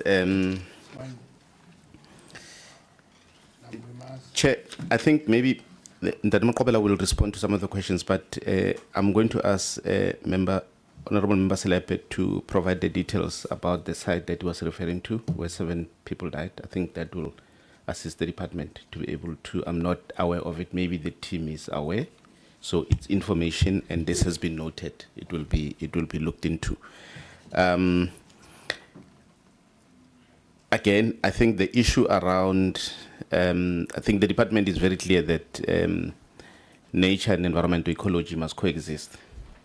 And I think in the same way that we say specifically in relation to oil and gas that we must do what we have to do but at the same time preserve ecology, I would want to argue that the same would apply on the mining and mineral side. And I guess, once again, if there is a specific area, I'm sure Council for Geoscience will be able to assist in looking at the area, and the department will be able to engage with the DFFE with regard to those particular areas. I think, let me allow Ndati Maqobela to speak to the issue in relation to this issue about incorrect capturing. It is a problem, Chair. I think I can concede that it's a problem in a sense that it requires that we have spoken about ensuring that we beef up our quality assurance. And we do take the point that is raised around the fact that when it's a mistake that was made by the department, we must process those requests for changes speedily, because obviously it delays the execution of that particular granting. But let me allow DDG Maqobela to speak to the rest of the points that have been raised by the members. No, thank you very much, DG. Thanks, Minister. Chair, I think firstly on the nature reserves, it is important that there is in the 60s, there was a provision where farmers could register their farms as as nature reserves. And I think we would need to try and figure out what was the intended, particularly in the Northwest province. It's a historical thing, and I think it does need to be looked at. It is inhibiting some of the applications, but of course that regulation has not been repealed, so it's an environmental one. So it needs to be, looked at that way. The issue of DG has spoken to the issue of capturing incorrect. I think in the trying to do the,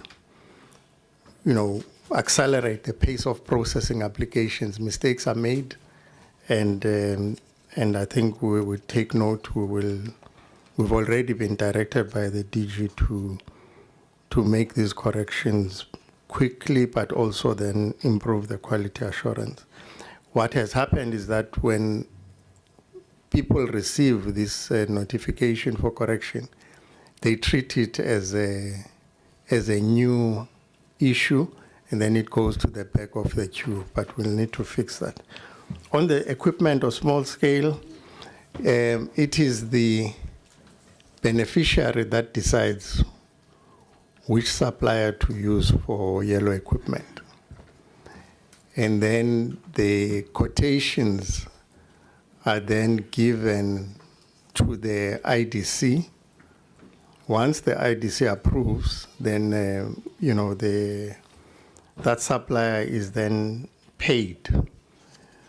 Now, what we are now going to be looking at is whether there is a prevalence of service providers that appear more than twice or 3 times and so on. But that's a separate process, so we're always looking at that. But there is the choice of which supplier to use is that of the beneficiary. And then the IDC then processes and checks that. So if there is further information that we can be provided that perhaps can point us to mischief, if any, then we would gladly welcome that. But at the moment, we are comfortable that the IDC does play that role of checks and balances. Chair, thank you. Okay, thank you.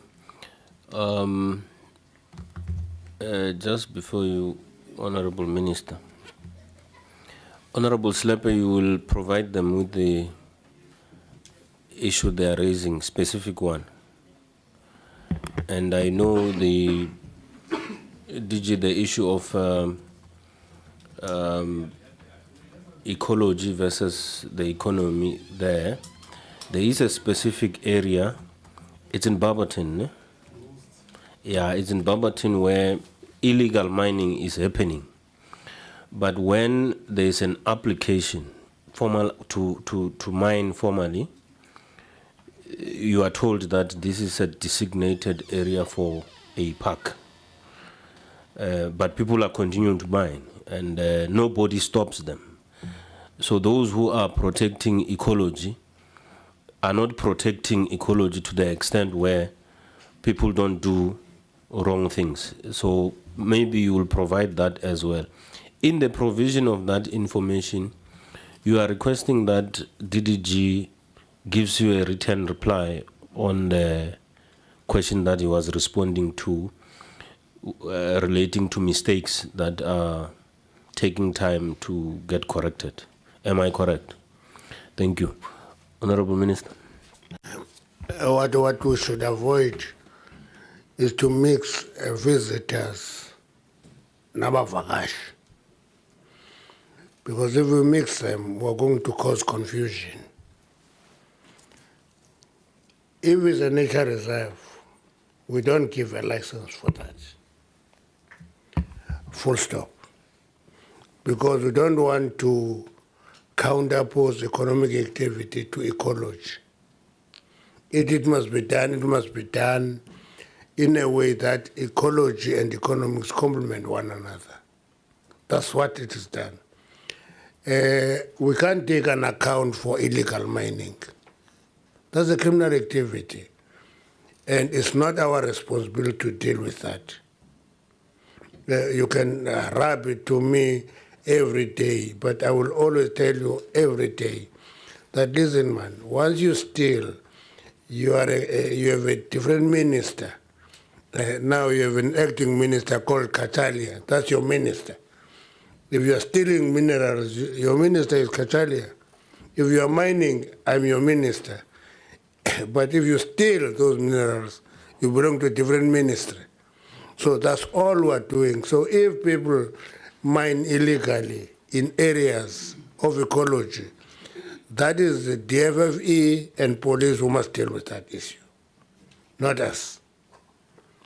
I just want to emphasize that derelict and onerous mine is a legacy of apartheid. It's mines where we can identify the owner. And the state is a father figure of mines that are ownerless and derelict.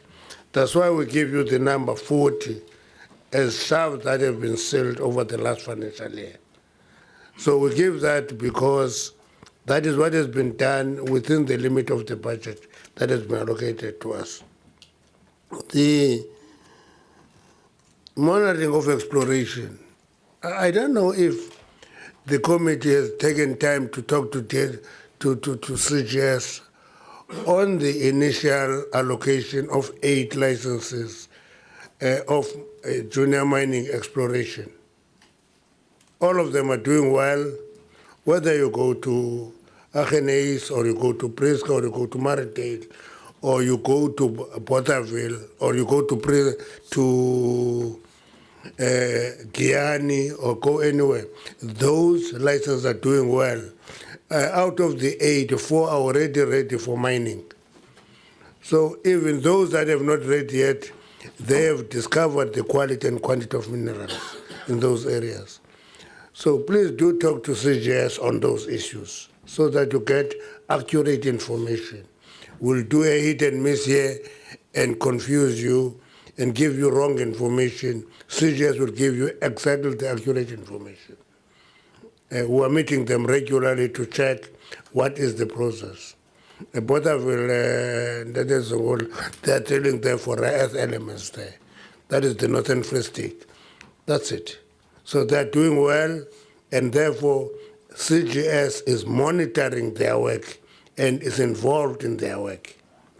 You ask who is doing monitoring of exploration. CGS does that. And goes. Honorable Zungula, Honorable Slepe, I can tell with your gestures that you don't agree with the minister on the first point. Can we agree that that will be a debate for another day and proceed in the interest of time? Chair, on my side, I agree, and I wanted to thank the minister for clarifying that theft should be dealt by police, meaning even in Palapala, when those dollars were stolen, they should have been dealt with by the police. This not is the exactly presidency. what Thank you. I was avoiding. Can you No. just your indulgence, Honorable Slepe. Can we pass this point? I'm really interested in us getting to serve on time.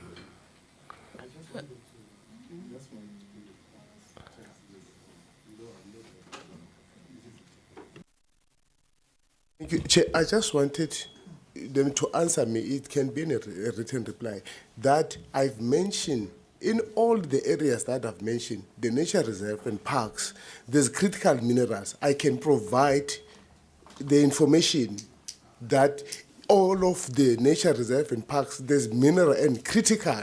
I just want them to answer me on that one. Thank you. I thought we have agreed that you will specifically write and specify those areas. No, Honorable Mandashe, let us Honorable explain. Mandashe, can you switch off the mic? Can you switch off the mic? This matter is closed. Can we proceed? Honorable Mfuke?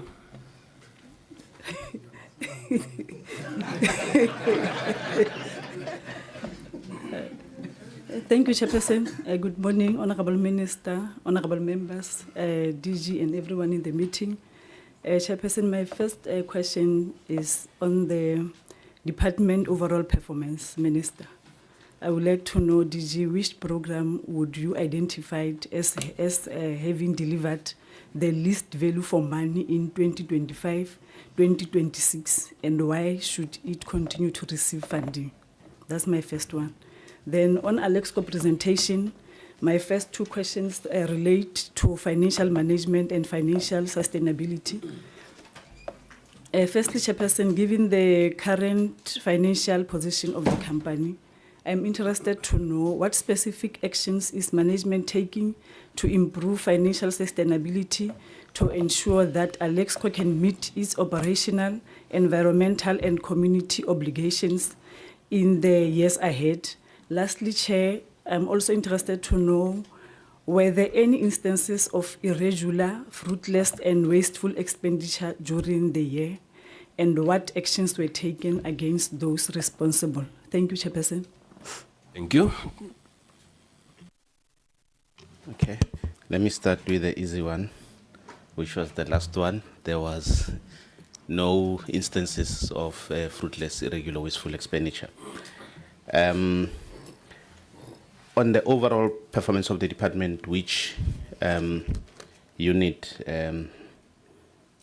did the least in terms of value for money, my response is none.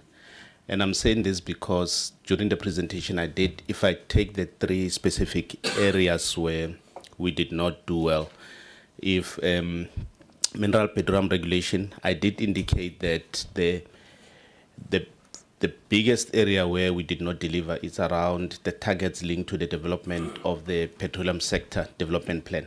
And I did indicate that part of the reason we did not achieve is because that particular task was not budgeted for. We had thought we could do it internally, but when you looked at the resources that are needed and the expertise, it became very, very clear that we won't be able to do it as a department. We need external resources. And we had hoped that we'll have some savings that we could redirect towards that, which we did not have. Mineral petroleum policy development, if you look at the reasons for non-achievement, it's because the work was done. It just didn't get into the cabinet process. So work was done in terms of developing the laws and all that, but what we did not achieve is getting them into the parliament process. Similarly, with corporate services, the area of shortfall was SOE oversight. I did indicate again there that it was an own goal. It was meeting the deadlines. The work was done. Someone just did not follow up to make sure that the people who were supposed to process things at a specific period of time were made aware that they're working against the deadline, and that deadline lapsed. So in terms of, those are the three specific areas that brought the department where it is. So my view is that if you look at what was achieved by those branches, there was value for money, including the work that was done for those targets that were not achieved. I think the only question that's left was directed to Alexkor.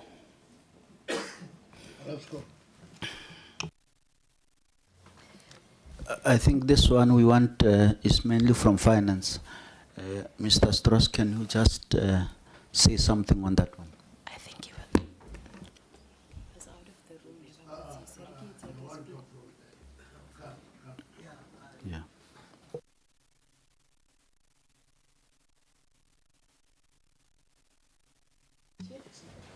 was out of the room. Yeah. You can sit.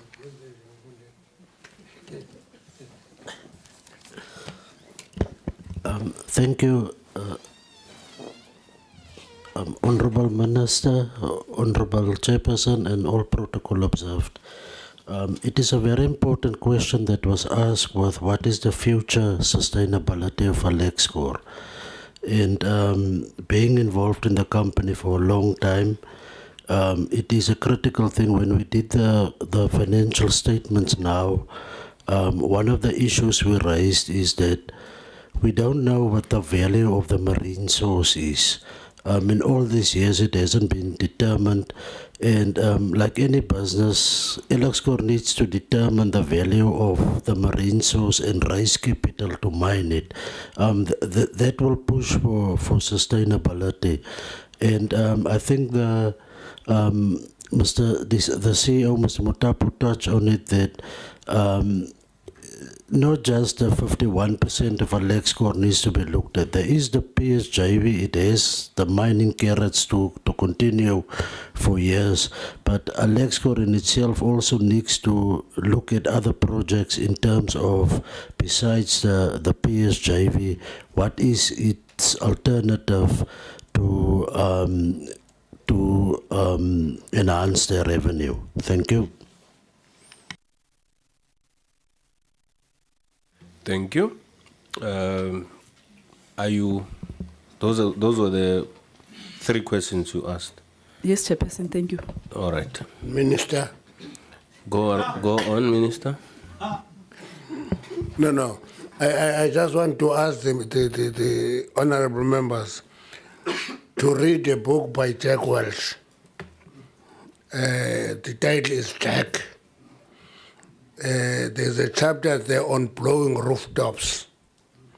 It changes your attitude from thinking that you must be punitive to deal with non-performance, to be more positive and give people space to operate and commit mistakes and tolerate mistakes. Are you answering the question by Honorable Mfuge? Yes. Okay. I'm answering this question of what penalties were given to people who committed what mistakes. I'm saying, please do read that chapter in the book Jack by Jack Welch. Okay. I'm sure Honorable Mufukeng will read the book. All of them. I suspect that you are not answering Honorable Mufukeng. Honorable Mani? Is preempting me, Chair. Yeah, no, in South Africa, we take you from 60 to 40. Minister, the department has once again failed to implement the new mining cadastre system, with only partial rollout in the Western Cape instead of the promised national implementation plan. The DG said something about a different rollout strategy.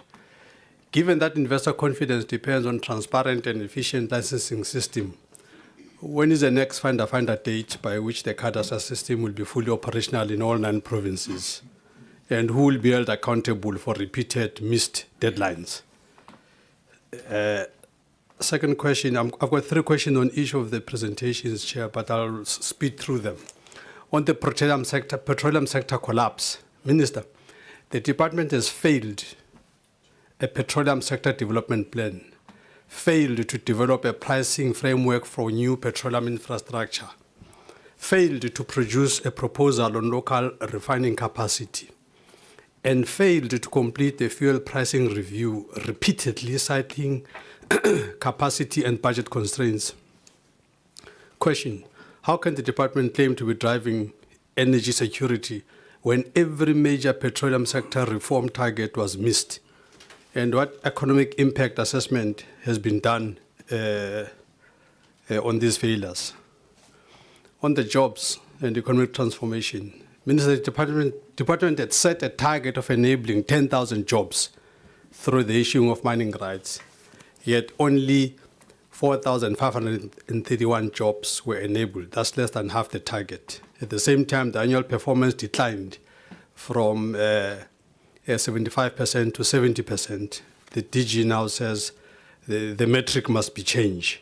Is that not lowering standards? It's like the 30% story of the basic education. What are the consequences for you, Minister, for this underperformance before the president is impeached? And what concrete interventions will the DG implement to recover the nearly 5,500 jobs that South Africans were promised but never delivered? And then I run quickly to Alexkor. Alexkor produced only 9,994 carats against a target of 45,900 carats, while management reports that only 26% of awarded contracts are operational. Question: what consequences have been imposed on those responsible for this procurement and contractor failure failure? And by what date will the minister guarantee that all appointed contractors are fully operational to prevent yet another year of catastrophic underperformance? On financial sustainability and continued losses, the pooling and sharing joint venture recorded revenue of only 250 million against a budget of 850. That's an EBITDA margin of a negative 445%. This is just catastrophic, Minister. And the net loss, despite repeated turnaround plans. So, Minister, at what point will the minister conclude that the current business model is unsustainable? And has the government considered restructuring this joint venture arrangement that continues to deliver losses while transferring an average of 67% of revenue to contractors? Last question on the governance and executive accountability. Alexkor failed to achieve key targets relating to rehabilitation, community development, risk management implementation, and the implementation of recommendations on the future role of Alexkor, while citing weak control environment and a disclaimer audit opinion. Question: which executives had their performance contracts adversely affected by these failures? I didn't read that, Jack Welsh, Minister, so for now, this is where I am. And, and what measurable governance improvements will Parliament be able to verify within the next 12 months? Thank you, Chair. Thank you. Honorable Slep, I hope you take what I'm going to say in good spirit. So we are live on YouTube. People are watching. They are questioning me for not asking you to remove your hat when you speak in Parliament. And the rules do not empower me to do that. It's up to you what you do with that information. Honorable Minister. Let me allow the team to respond. I will come at the end. Chair and members, let me respond to some of the questions, and then the ones that maybe I need to defer to the colleagues, I'll do so. There was a question about when are we promising to deliver cadastre. We came to the committee, we presented to the committee the APP for the current financial year. In that APP, we made a commitment, we said the end of this financial year. So that's the response to that question. We have not done, obviously, the impact of the plan, of obviously the delay, but what we have done in the year prior, we have done work with regard to what we call the vulnerability study, in terms of determining the vulnerability of the petroleum sector, and that is the work that actually resulted in us identifying that we need to develop the petroleum sector development plan, which we, as I indicated earlier, we plan to make sure that we deliver in this current financial year. Once again, there is a commitment in the APP in this regard. The one about the jobs, I think we are not. I think the point that was made, an example that was made, is actually not accurate about lowering the standards. There are, when you do target setting, there are clear indications in terms of the SMART principles, is that you must commit yourself to that you can control. And I did explain when we were presenting the report that if you look at how we had set this target for jobs, is that it's dependent on actually those who have been awarded licenses coming and executing, which is something that you don't have control over. So you're basically saying you're going to do 5,000 jobs, but it's guesswork because you don't know how many of those people are going to come back. And that's why when we looked at this from a smartness point of view, we realized that the target was not smart. It's actually outside of our control. What is in our control is making sure that we process as many of these applications as possible. And yes, we encourage as many of these applicants to come and register, but we have got no way of determining if 20 or 30 of them are going to come back and execute in this current financial year, because all of them, they have business cases that will determine whether they do it now or they do it next month or in a few months' time. So the target was completely outside of control. It was always going to be a hit and miss. We could have committed 5,000 and hit 15,000. And you know, we could have committed vice versa. So what we are trying to do here was to do, unfortunately we don't get bonuses in government. So you're going to miss the target. So that's the reason. It's not trying to lower the bar or to lower the standard. It's to make sure that we can account clearly for what we are committing to. I think those are the questions I needed to.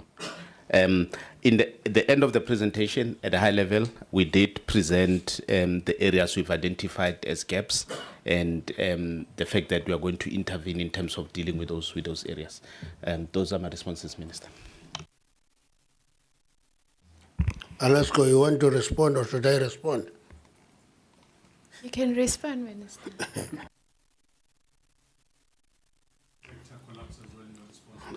Petroleum sector. Honorable members and the department, there is still one chairperson, and it's me. I'm not removed by anyone. Until that time comes, you will talk to each other via me. Yeah, when you become a minister in 2027.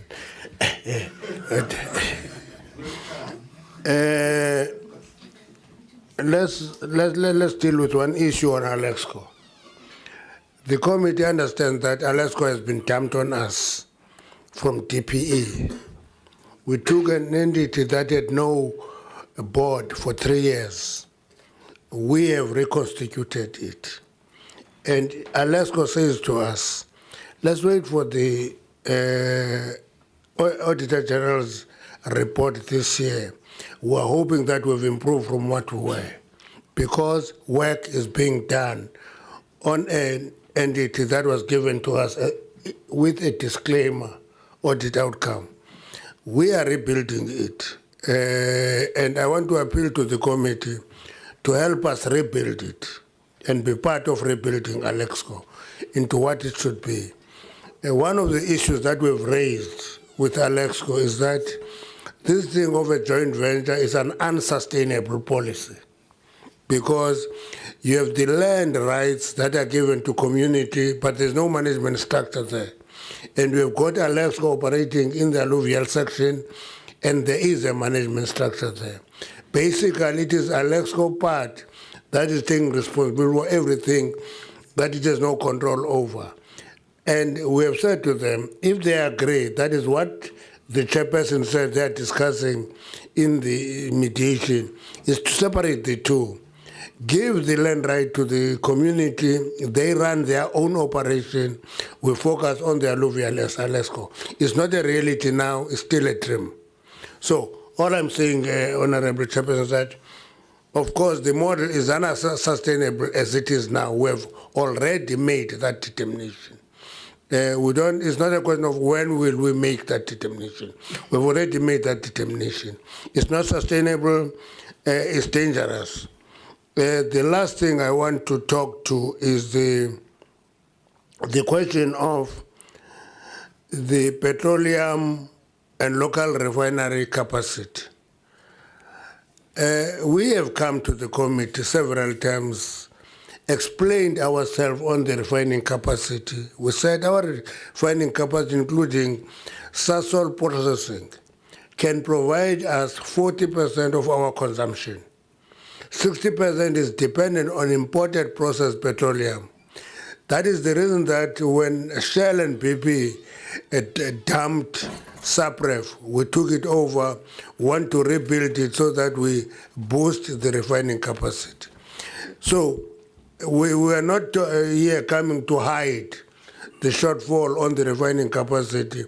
It is more urgent now that there is a crisis, and it is reflected as such.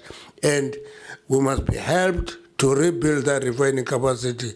It is needed by the country, not by the department. It's a necessity for the country. Thank you. Good. Honorable Hassan. It's outstanding. From I was under Alexkor. the impression that the minister. Go ahead. Go ahead. I was under the impression that the minister answered our questions. Honorable Manu, which one do you think is not answered?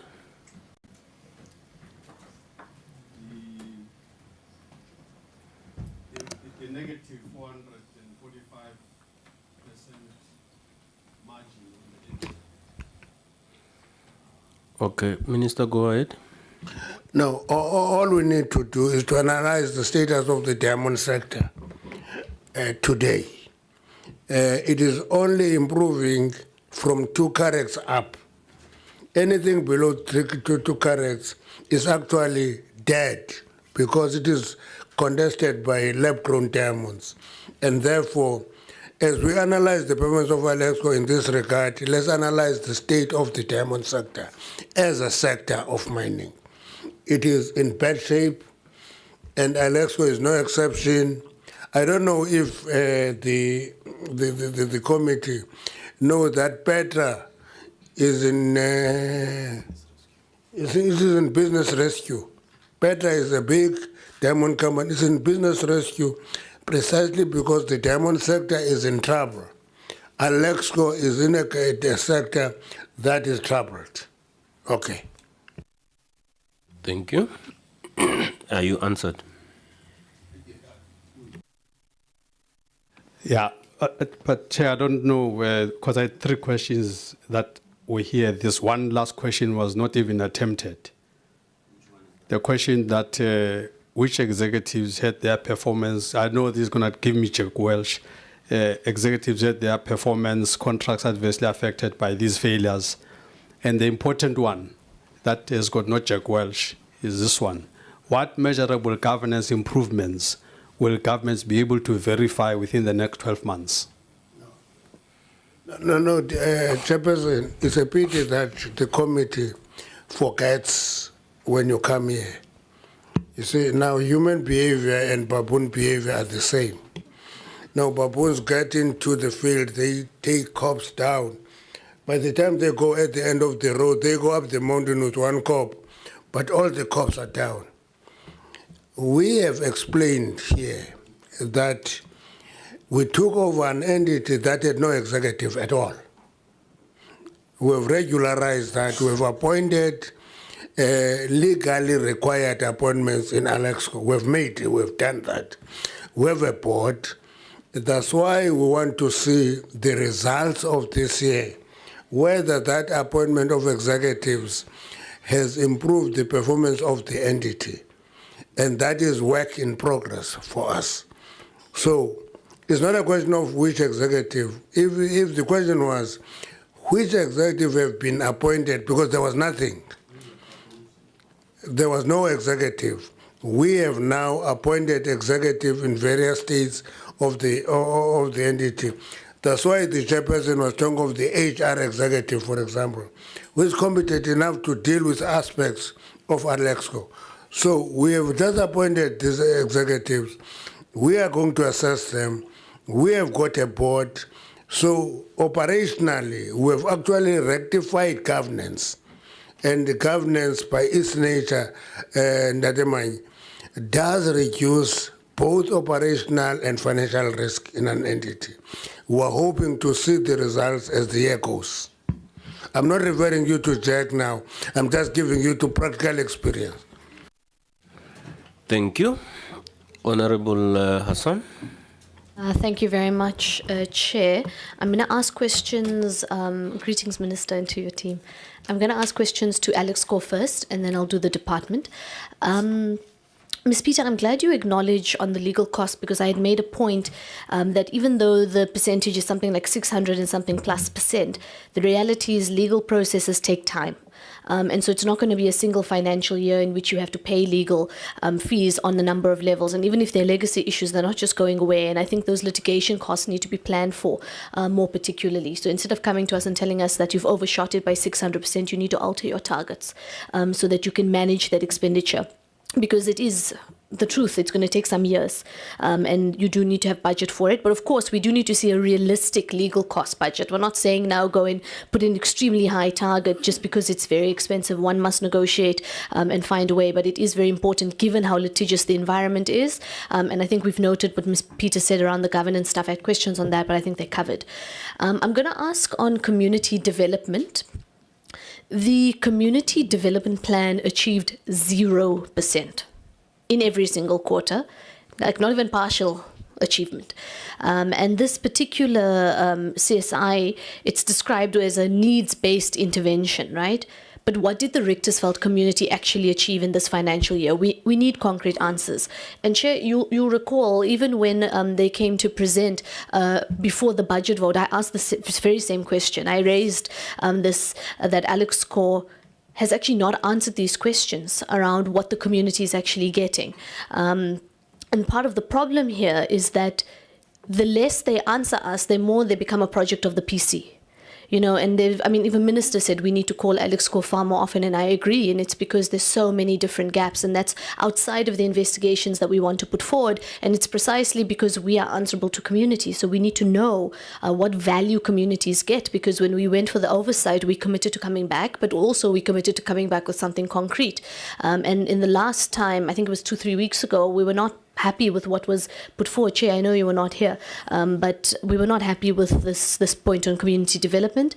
And then on the future of Alexkor, your shareholder compact has recorded the implementation of recommendations on your future role. This is a target you set yourselves that was due on the 30th of September 2025. Now, it's not achieved, and there's no reason for the deviation in any of your presentations. It is 8 months overdue with no explanation. So we need to have an understanding on what the future of Alexkor looks like, or has that decision simply not been made? That's on Alexkor. Let me now ask on the department. On the 10 billion NRF transfer, and I wonder if this is for CFO, the 10 billion rand that was transferred to CEF as part of the Section 16(1) of the PFMA, I understand that permission was granted from the Minister of Finance as opposed to a parliamentary adjustment budget process. But what criteria justify this particular route, and what oversight conditions or mechanisms have you used to look after this transfer? Because, of course, this happened outside of the budget that we are in the process of approving. And then on vacancies, across all 4 programs, the same reasons appeared for underspending, and the reason for underspending is vacancies, or one of them. There's 47 funded vacant posts, but how many of those have since been filled since the 31st of March? Because that won't be reflected in the presentation. And what level are these vacancies? Are they senior management, middle management? What are we dealing with? And again, what is preventing their filling? Because these are funded posts from our understanding. On the mining cadastral system, it's been asked, but I think, DG, you need to go into some depth to explain the change in implementation strategy. Quote unquote, that's the reasoning for why it's been delayed. I think we need to unpack that. And then the last question, Chair, is also on the petroleum pricing framework. We understand that this process is going through the various cabinet pipelines, but we do need to make our inputs and share our experience on the ground, because as this petrol price continues to increase, we understand that a lot of those factors are outside of our control. But again, portfolio committee members are not equipped with good answers to say this is actually what's happening, this is where the process is. So we need to have a little bit more information on that. And then on the wholesale diesel market, you know, we need to really relook at this, and that's what I'm trying to understand in this pricing framework that we are relooking at. have we assessed the wholesale diesel market? Because I think we should be making a case for regulation on that. The current status quo is actually not assisting consumers because we are unable or we're not regulating it on a wholesale level. But it's also not assisting agricultural and manufacturing players who are also critical to economic growth. So I think we really need to look at that, and I'm interested to know whether that pricing framework looks at it, and if not, where it is in that process, because that's another potential option in which we can use to cushion the burden on consumers. Thank you, Chair. Thank you. I'll give Alexkor to go first. Thank you, Chair. Ma'am, we take your advice to develop a realistic legal cost budget. Community development plans unachieved largely due to budgetary constraints. It is, however, an area that we are looking at. With regard to the future of Alexkor, we did indicate various options in the turnaround strategy that was submitted. And following the developments that have happened since we've submitted the strategy, it will be updated. Following our next strategy, we will provide a revised update to yourselves and to the committee and to the minister. Thank you. Thank you. CFO, 10 billion. Thanks, DG. The 10 billion was a once-off transfer. We were briefed on the afternoon of the 31st of March 2026 that we should be expecting to do this transfer later in the day of the 31st still. And it was the last day of the financial year end.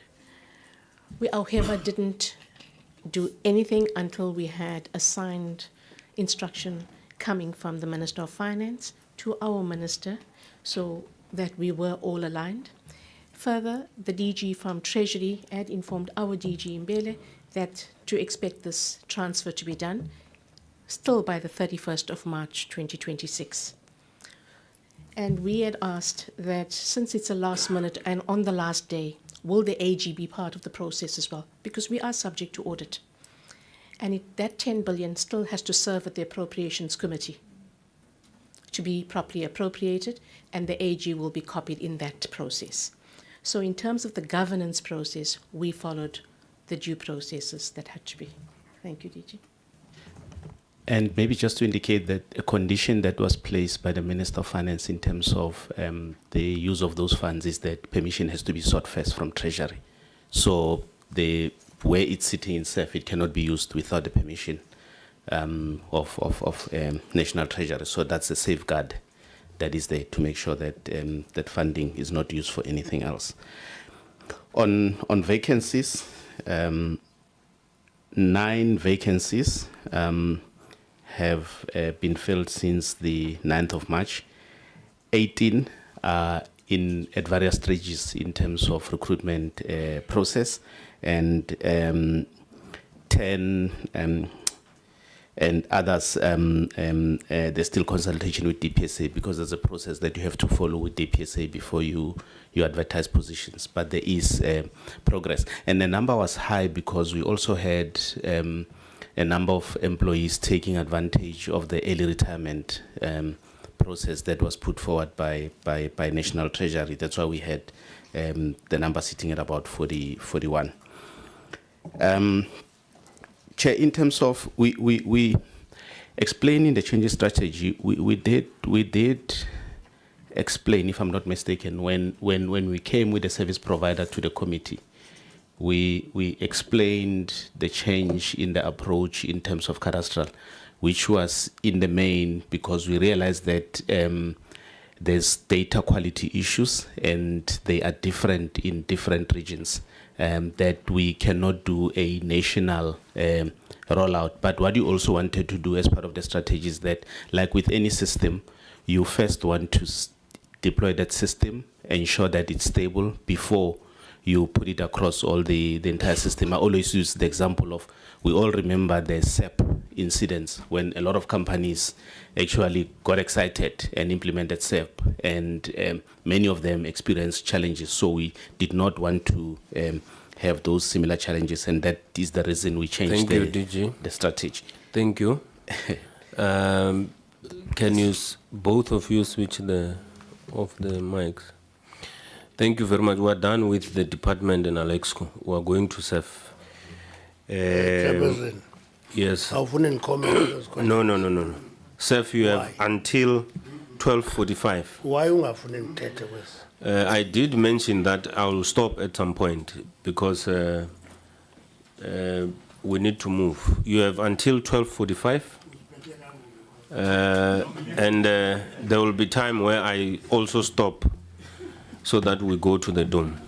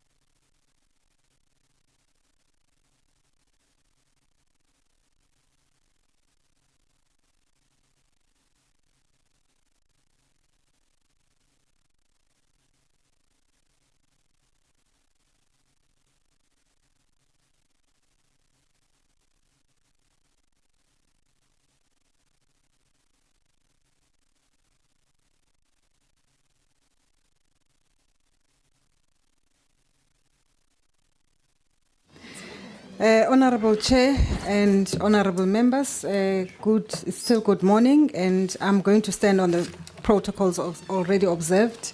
In the interest of time, I think that we will heed the call for time management, and I'm also going to be very brief when it comes to the opening remarks. And all I wanted to just point out is that from the non-executive directors, I'm accompanied also by Chair Rupa from PASA, as well as Chair Bonagele. In terms of the presentation, maybe what I just want to highlight, perhaps just 3 points and make some closing remarks so that I can get the team as soon as they are ready with their presentation to just swiftly go through the presentation. So the first one is really just to highlight that, as you will have seen the presentation, we have, from a CEFSOC point of view, you'll see that CEFSOC is performing well as a parent. And the group performance, when you look at it, you can see that it can be uplifted if we focus on the 3 entities, the operating entities, if their performance rises. And here I'm referring to AEMFC, and as well as Petro SA, to really recover and turn around, and of course to ensure that the SNPC is fully operational. So those 3 entities, once we get their performance on track, it will ensure that the group performs as well.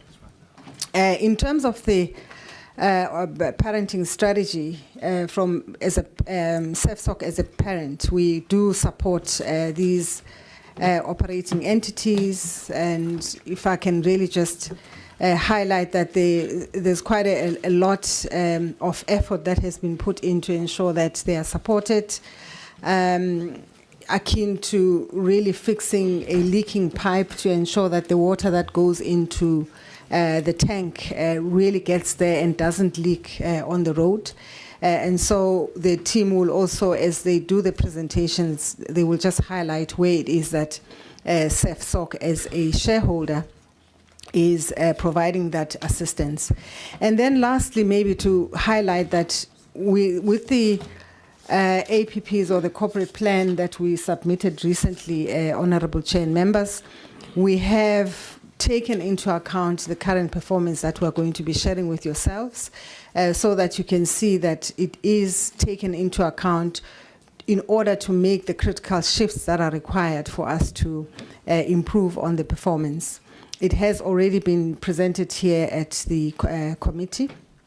And also maybe as a last point to assure you that we also submitted our Fs and the performance reports to the AG for auditing on time. Thank you very much. Let me hand over to the team, to the Group CEO, so that he can take us through the presentation, and hopefully the team can work through it in an hour. Thank you.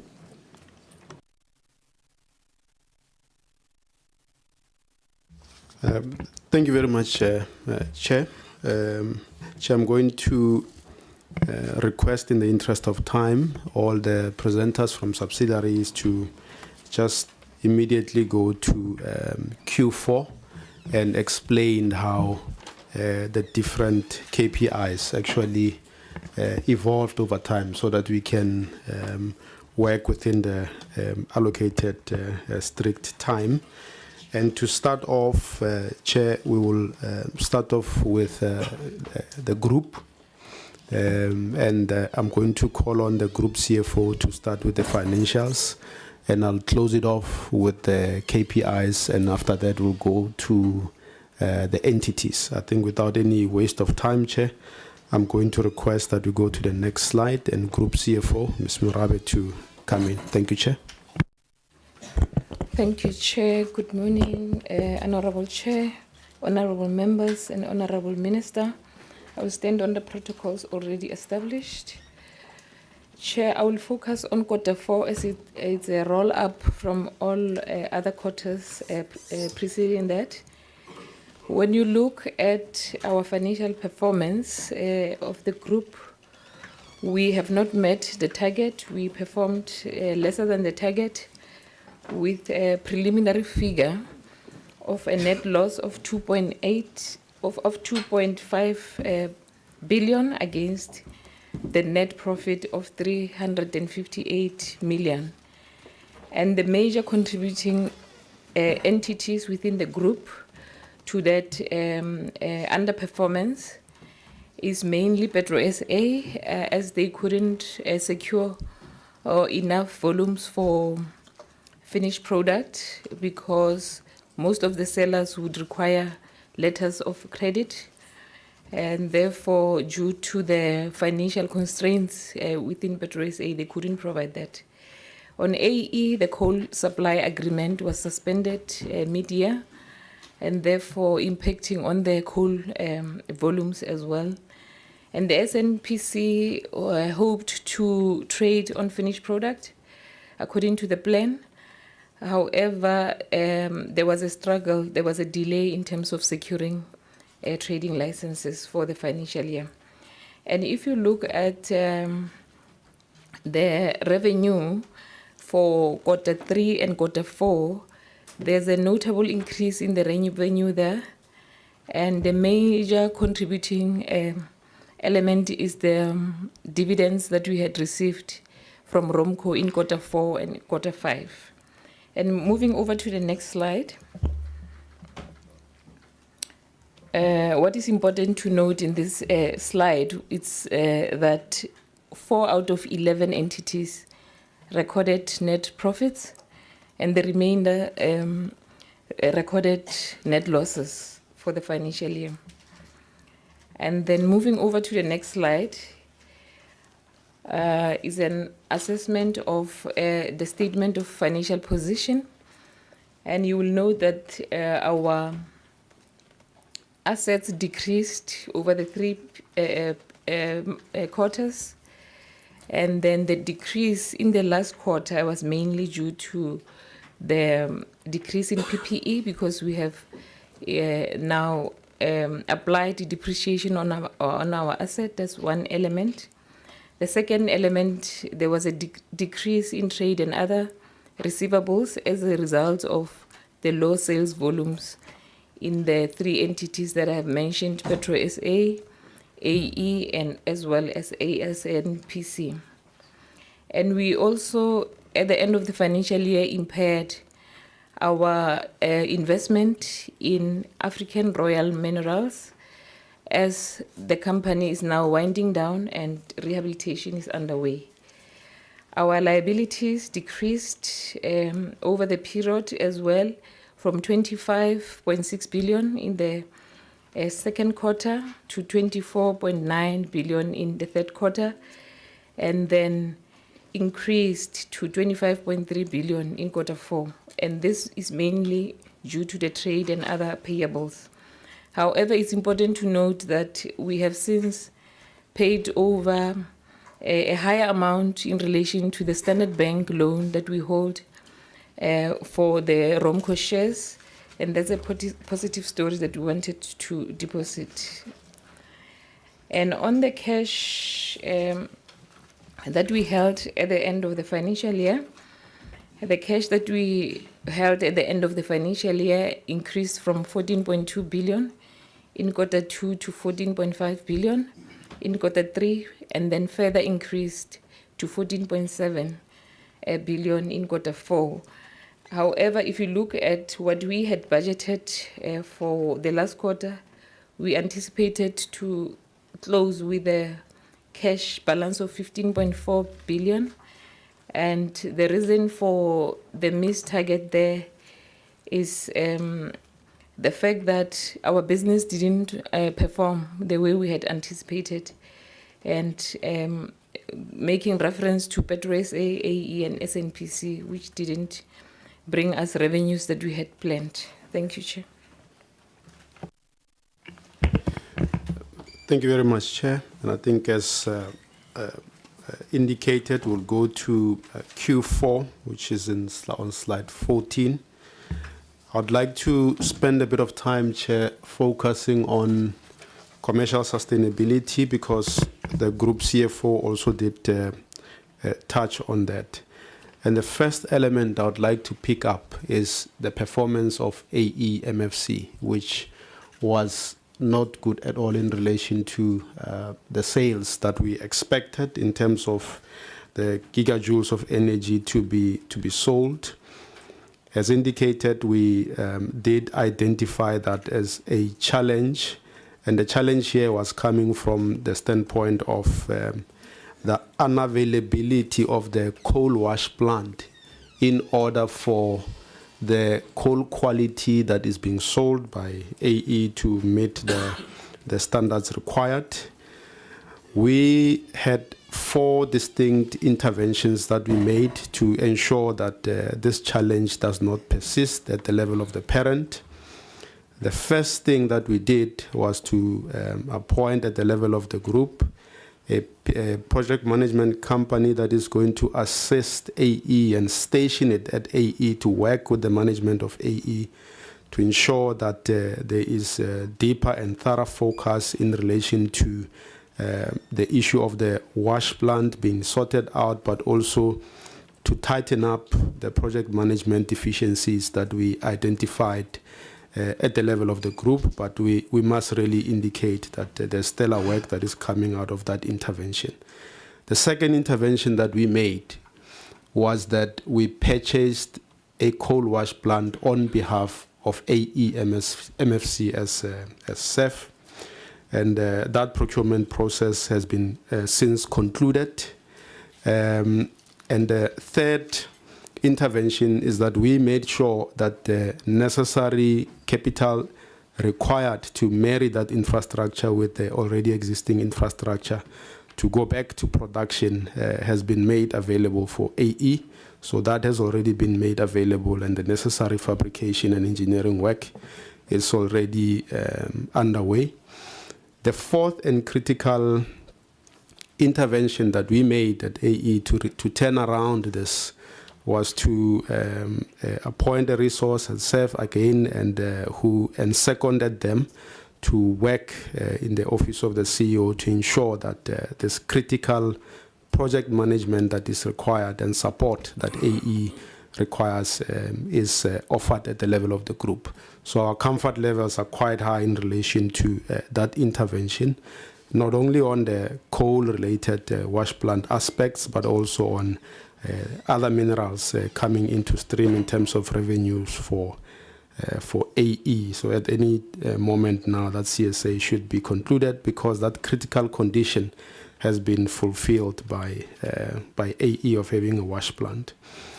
The second point that I think one wants to talk about in relation to commercial sustainability, where there were challenges in terms of achievements, CFO has touched on this, relates to the ability to import that 1.2 billion liters, mainly from Petro SA and AE.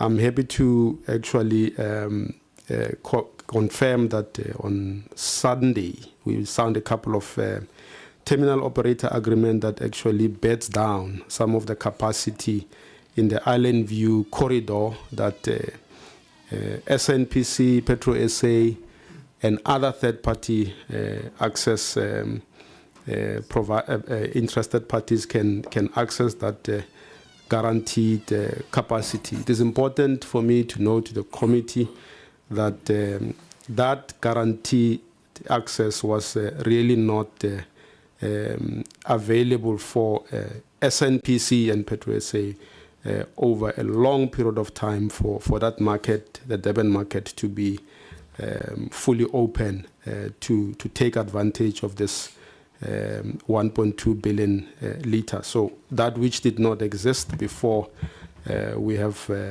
made it available at the level of the group to the SNPC and Petro SA. And as indicated before, the SNPC had to really run important labs in relation to getting the necessary compliance to commence with the trading. So it's all systems go at this point. But what we have done is to make sure that we assist SNPC and Petro SA to enter the downstream market, because that's still the battle that the two entities will have to fight, even though we've given them this access in relation to Island View. Chair, I think it's important also to indicate that a lot of work was done in relation to trying to operationalize the assets, particularly the GTL refinery.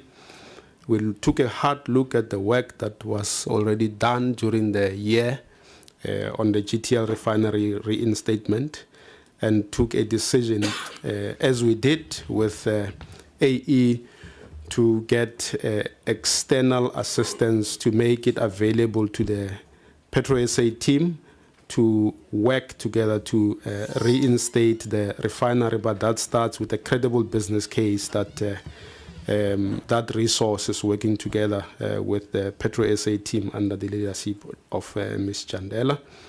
And within 18 weeks or so, we should get that business case ready from the GTL reinstatement standpoint. The teams have been hard at work to get us there. And I think, Chair, if we go on to the next slide, it's important to indicate that part of what was important for us to achieve, still under the theme of bringing back refining capacity, was that we promised the portfolio committee that we will deliver on a board-approved SNPC refinery bankable feasibility study. And indeed, Chair, we did deliver on that. And further FID work and engineering work is underway to ensure that we build on this KPI from the previous financial year.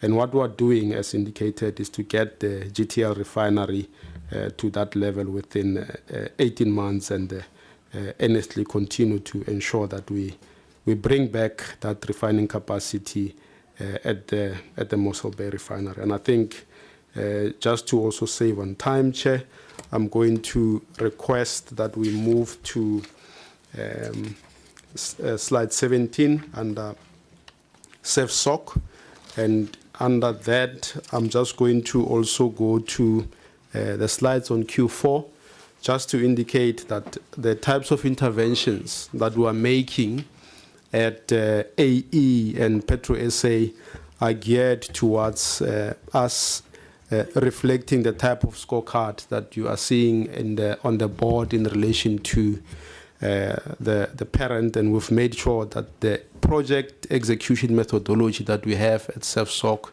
we take it into the SNPC, we take it into AE, and we take it into Petro SA. And we've indicated those targeted interventions that are going to give us a scorecard akin to this that we want at the end of the day. And what's on the screen, Chair, is the scorecard of SEFSOC. And without any waste of time, Chair, I'm going to call on the Group CFO to take us through the scorecard of SEF Carbon. Thank you, Chair. Thank you, Chair. Chair, on SEF Carbon, we have achieved all the key performance areas at Q4. Following the delay of the installation of the heliostat at the Aqua project.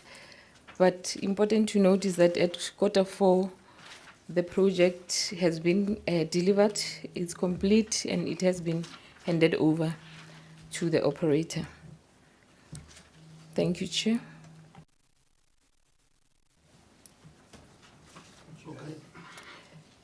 And then on the EQF as well, Chair, across all quarters, we've been hitting our performance targets.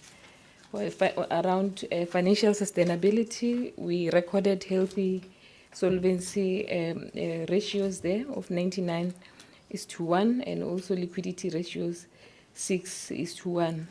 And on administration of the fund, we've been achieving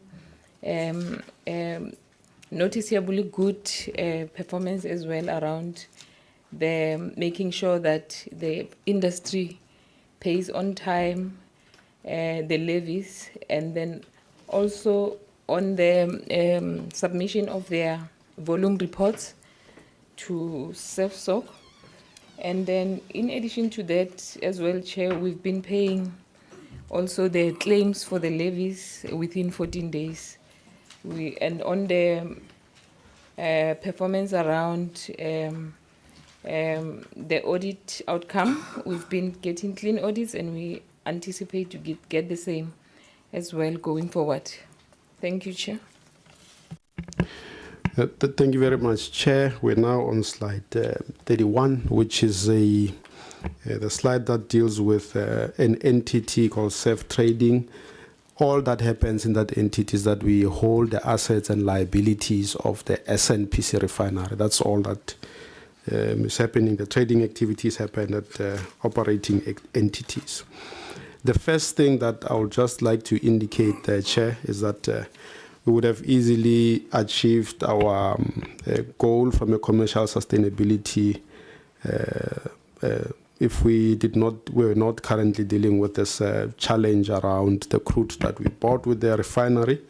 That it's an issue that we are dealing with Sasol and the previous owners. But once it comes to an end, we'll find finality in that issue. So what happened here is that we bought an asset.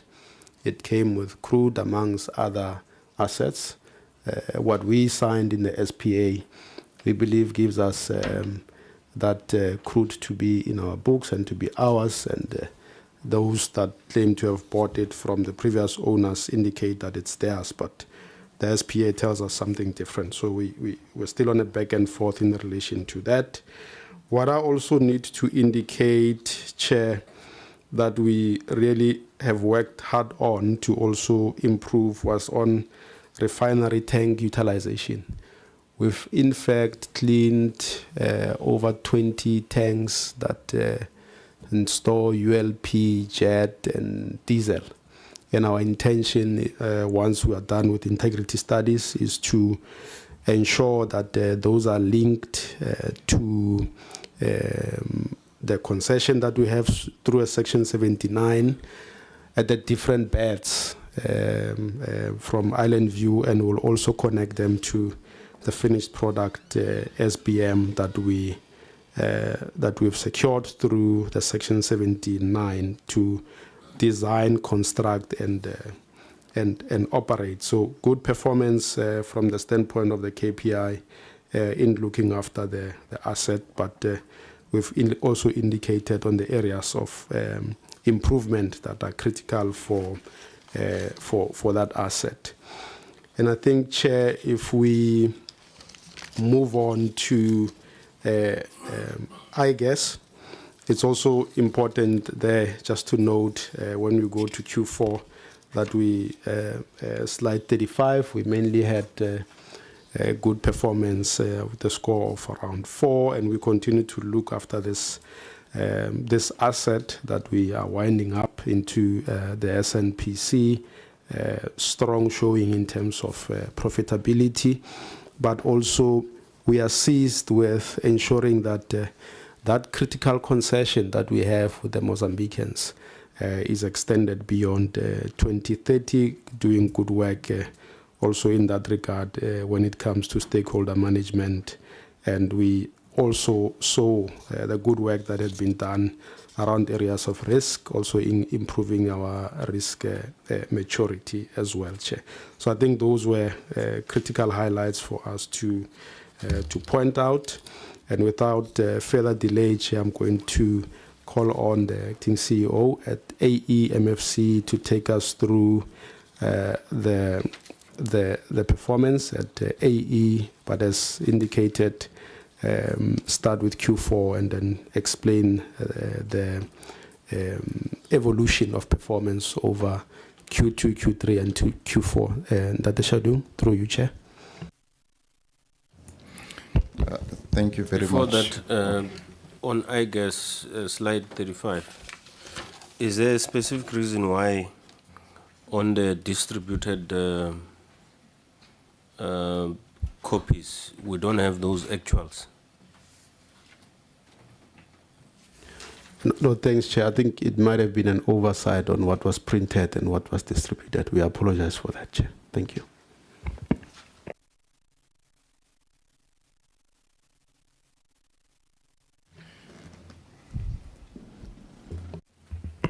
Is that all? Chairperson? Yes, that's Is that all? Is that all? Yes. No, he was just starting to present. Oh. Mr. Shadung. Mr. Shadung was on the floor. Pangemva. Right. Thank you very much, Chair. Good morning to yourself, Honorable Chair, Honorable Minister, Honorable members, and colleagues as well. Indeed, as alluded earlier on by the Group CEO, it has been quite a challenging year for AE. It's been a year that has been characterized by a haltage of operations to the ESCOM supply, mainly because of the non-conformance to the CSA as a result of us not having a coal wash plant facility, as per the contract. Of course, after all of that, we had to then engage the parent, which is SEF in this case, and I must say we were assisted by SEF, as indicated that as we speak here today now, we're busy with that specific process of establishing that coal wash plant, commissioning it. And even today, we do have the teams engaging ESCOM on the commercial side of things, and we're quite hopeful that with this facility that will be coming on stream, we should be able to then conclude the new CSA with ESCOM, which will then be phased. The first phase will be short-term, given the result of the technical studies that we have on the current reserve. And also there's an appetite for us to then get into a new agreement, which will be a longer-term agreement with ESCOM, based on the outcomes of the feasibility studies that will be concluding around end of July or so. So with that, Chair, if we look at the performance of the previous year, of course, it was then impacted by all these activities that we alluded to. We're financially constrained, because we were not operating, not producing much from the operations. However, if you look at the measures around the diversification of our revenue streams, we were able to then tick off that element, and also as a result of the assistance that we received from the department as well through the Quattro allocated scheme as well. So for the first time in a long time, we're able to then, exceed our target in that specific element as well. So, Chair, of course, I mean, if you look at the example that we just gave now around ESCOM, we needed to also reflect in terms of the stakeholders that we deal with to make sure that they are satisfied, with the services that we provide them, and hence stakeholder satisfaction was one of the element that we had to put, and so far we've trended well on that one, achieving around 61% of that element. And there's also been a question around us really expanding beyond a single operation that we had as Vlakfontein. And with that, we then had to put a measure around the partnerships and the expansions. And I'm also happy to report that we are able to then sign an agreement to that effect to make sure that we're able to then, operationalize some of the assets that we have. And in this specific case called the Tlepuki asset. So at this point, we're busy, just with the finer details so that we can execute this. There's also been a question around us expanding beyond just merely coal. And indeed, we put a target around that, and we're trending well with the completion of the rare earth elements technical studies in the northwest region as we speak here today. So that element has been ticked off, and we're getting into other commodities outside coal as well, including some of the prospecting rights that we already have on our side. From a financial point of view, with us not operating, of course, we were on negative margins there as well. So our EBITDA declined significantly in the year.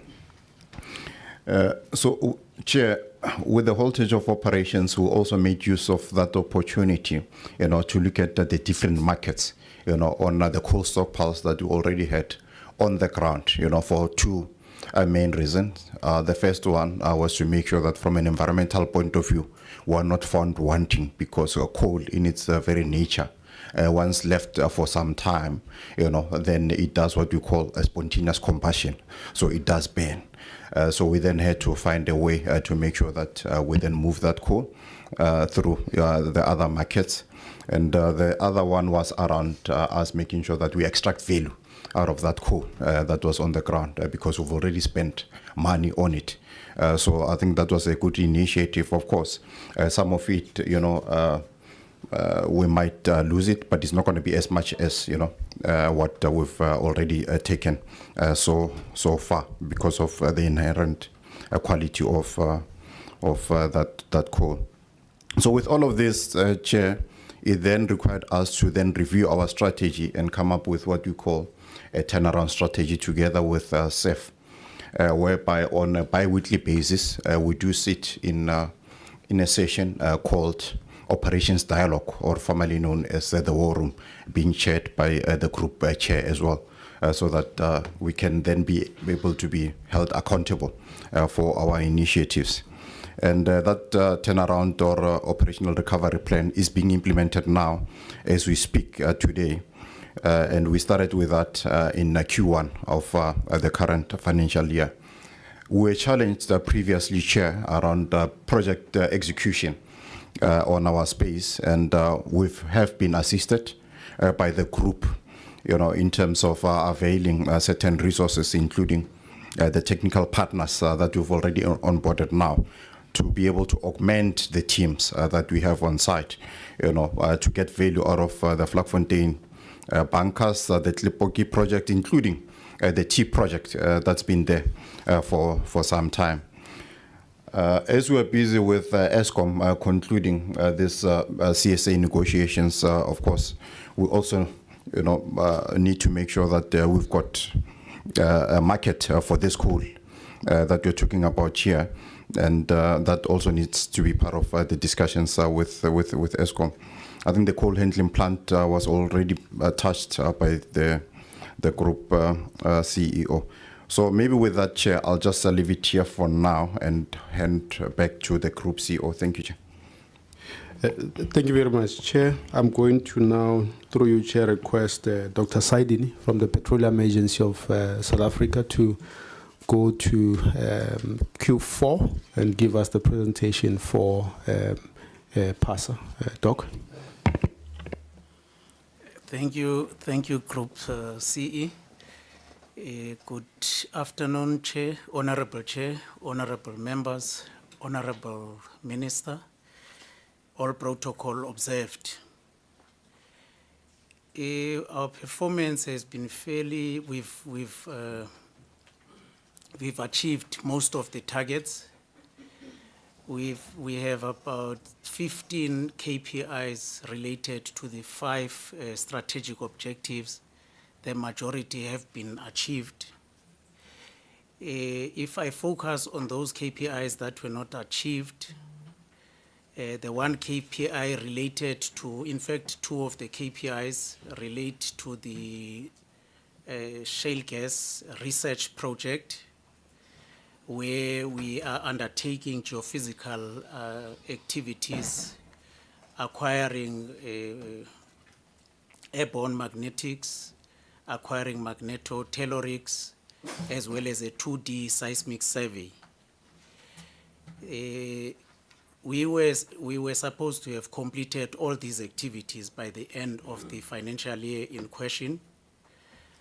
However, we've had to do an EIA, or environmental impact assessment, giving into demands by environmental lobby groups that an EIA should be done for these activities. The law does not require an EIA in terms of these activities because they are non-invasive, particularly done under a section 50 of the MPRDA, where the minister can let an investigation be done to ascertain the occurrence and nature of petroleum in this case. But to exercise due care, we went through an 8-month EIA process, which therefore delayed these activities. So that's one area of underperformance. By the end of the financial year, we had fully acquired the 2D seismic in the Western Cape. So this geophysical data acquisition covers 3 provinces: the Western Cape, the Eastern Cape, and the Northern Cape. So by the end of the financial year, we had fully acquired the 2D seismic survey in the Western Cape. We had completed the acquisition of the airborne magnetic survey, and the MT was at 50% acquisition. We are now in the Eastern Cape, so we are fairly well, given the 8-month delay injected through trying to manage things in a manner that they don't go to litigation, thus delaying the project endlessly. So that's the one area of underperformance. The other area of underperformance also related to the shale gas project. The target was that we would drill 9 water boreholes, which boreholes would be augmenting the about 285 existing boreholes that form part of the regional groundwater monitoring network in the Karoo. These boreholes were not drilled by the end of the financial year, owing to not finding suitable service providers. So we went out on tender. In total, the boreholes that need to be drilled are about 20. We went out on tender in terms of both the shallow water boreholes as well as the deeper water boreholes. There were no suitable service providers. We went back on tender, splitting the tender into 2, one focusing on the shallower water boreholes, which would be boreholes up to 300 meters in terms of depth, and the deeper boreholes, which would be up to 1,000. We did find a suitable service provider for the shallower boreholes, but not the deeper boreholes. So that's another area of underperformance. If we move to the next slide, Mr. Makanya. The next slide, the one area where we have not performed, so okay, under financial sustainability. In fact, it's the funding model. I can't see a red, Council. Where's our red on the funding model? Okay, so we did not deliver a funding model that we expected to have delivered at the end of Q1 in terms of the financial year in question. So that's one area of underperformance. I think we were quite ambitious in having a target where that needs to be delivered at the end of Q1 in a year. This meant that we could not redeem ourselves in future quarters. So this funding model was ultimately developed, approved by the board, and was accompanied by a 10-point action plan in terms of financial sustainability of the organization. However, it remains an underperformance because it was not delivered in Q1. But overall, Chair, we have performed in ways that, or we've performed such that our performance from a financial perspective has been better than the last 5 years, with a revenue exceeding 100 million rands, a profit also exceeding 100 million rands.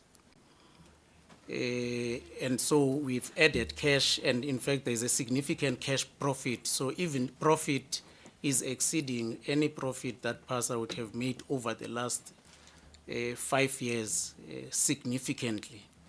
And remembering that we are a regulator, not necessarily for profit, but we need to ensure our financial sustainability given okay, so maybe let me end there, but sterling performance from a financial perspective. Yeah, thank you very much, Chair. I'm going to now call on Ms. Taft for SFF, and at this point, after SFF, we'll just be left with two presentations. Please be brief, Ms. Taft. Thank you. Sure. Good morning, everyone, or good afternoon, Chairperson, Minister, members of the Portfolio Committee, DG and CEOs and other colleagues.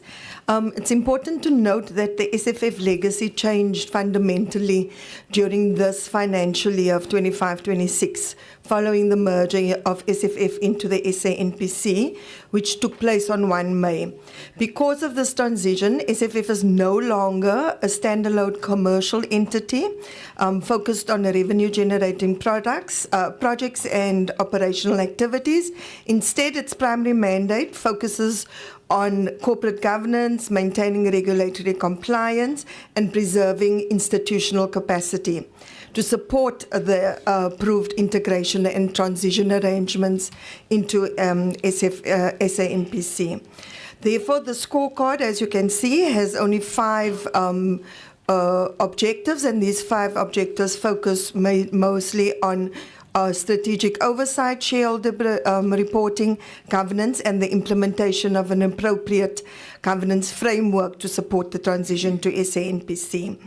For the quarters, Q2, the SFF legacy achieved a score of 3, Q3 also a score of 3, and it consolidated at the end of the financial year in a score of 3.2.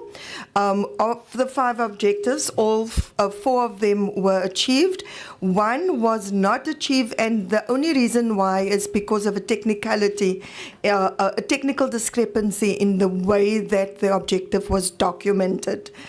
So it wasn't a measure of a failure of execution, of delivering the reports on time, but rather something that was related to the date that was documented. So overall, the legacy entity ended off on a 3.2 with a solid performance for the financial year. And the biggest achievement for the year was the implementation of the SFF Legacy Governance Framework and the Resource Plan. Thank you, Chair. Thank you very much, Chair. Through you, I'm going to call on the acting CEO at PetroSA, Ms. Chandela, who would take us through slide 54 on the Q4 objectives and performance. Ms. Chandela. Thank you so much, Group CEO. Good afternoon, Honorable Chair, Honorable Minister, DGs, and Honorable members and colleagues.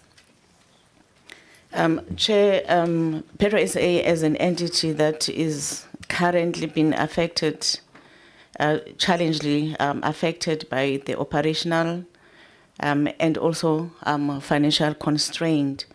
I think the group presentation that was made by the CEO as well as the CFO indicated our inability to achieve the KPIs that have been developed for us. One of them is that of the volumes that we needed to place in the market, where we achieved about 26% of the volumes that we intended to place in the market.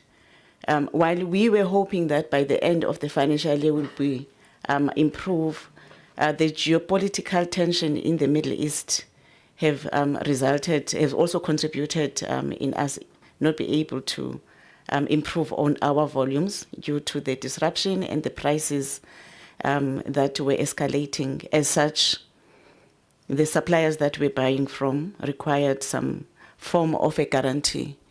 I must also mention, Chair, that with the parenting strategy that has been developed and that is available from the group, there are initiatives that have been entered into to make sure that there is funding in terms of the facilities that will be available. That information has also been presented and prepared for presenting to AGSA. Because we know that the going concern of PetroSA is one of the concerning areas. So with regards to make sure that we are achieving the volumes, those are the plans that we put in place. And then the other item, Chair and members, that we have struggled on is that of the operating cost, that we have a target of that we want to have a cost saving of about 100, and which unfortunately could not make any cost savings due to the plant that we are running that does not generate any revenue. As I've indicated around the sales that we have not achieved, in terms of the margin, we have set ourselves to achieve a margin of 30 cents per litre, but we managed to get 51 cents per litre. On what we have sold, we managed to place on the market. I think most important and what is key as one of our focus area is that of the reinstatement of the refinery, which we, as we can see, we put a lot of weight in what we are intended to do. With the targets that we have set for ourselves was that of the feasibility studies that we needed to put in place. I think as also the CEO have indicated, there's a lot of improvement that has also been done in terms of making sure that we are moving towards achieving the steps we need to take so that we can be able to reinstate the refinery and address the issue of the refining capacity in the country. As such, a vendor has been appointed for the condition assessment of the Mossel Bay refinery and the infrastructure so that we can understand what it is that is required to be done, considering the lessons that we have learned from the previous service provider that was appointed but could not deliver the development program that we wanted to share with them. They needed to share with us. As also indicated by the CEO, the business case that we're working with together with the consultant to make sure that we do have the base case that we are working on, which are about 18,000 barrels per day, ramping up to 45,000 barrels per day for the reinstatement of the refinery. Also, the setting up of the Executive Governance Committee to work with this consultant that will be working with us so that we make sure in the following year we've got a different presentation that is positive and towards achieving what we need to achieve with the reinstatement of the refinery.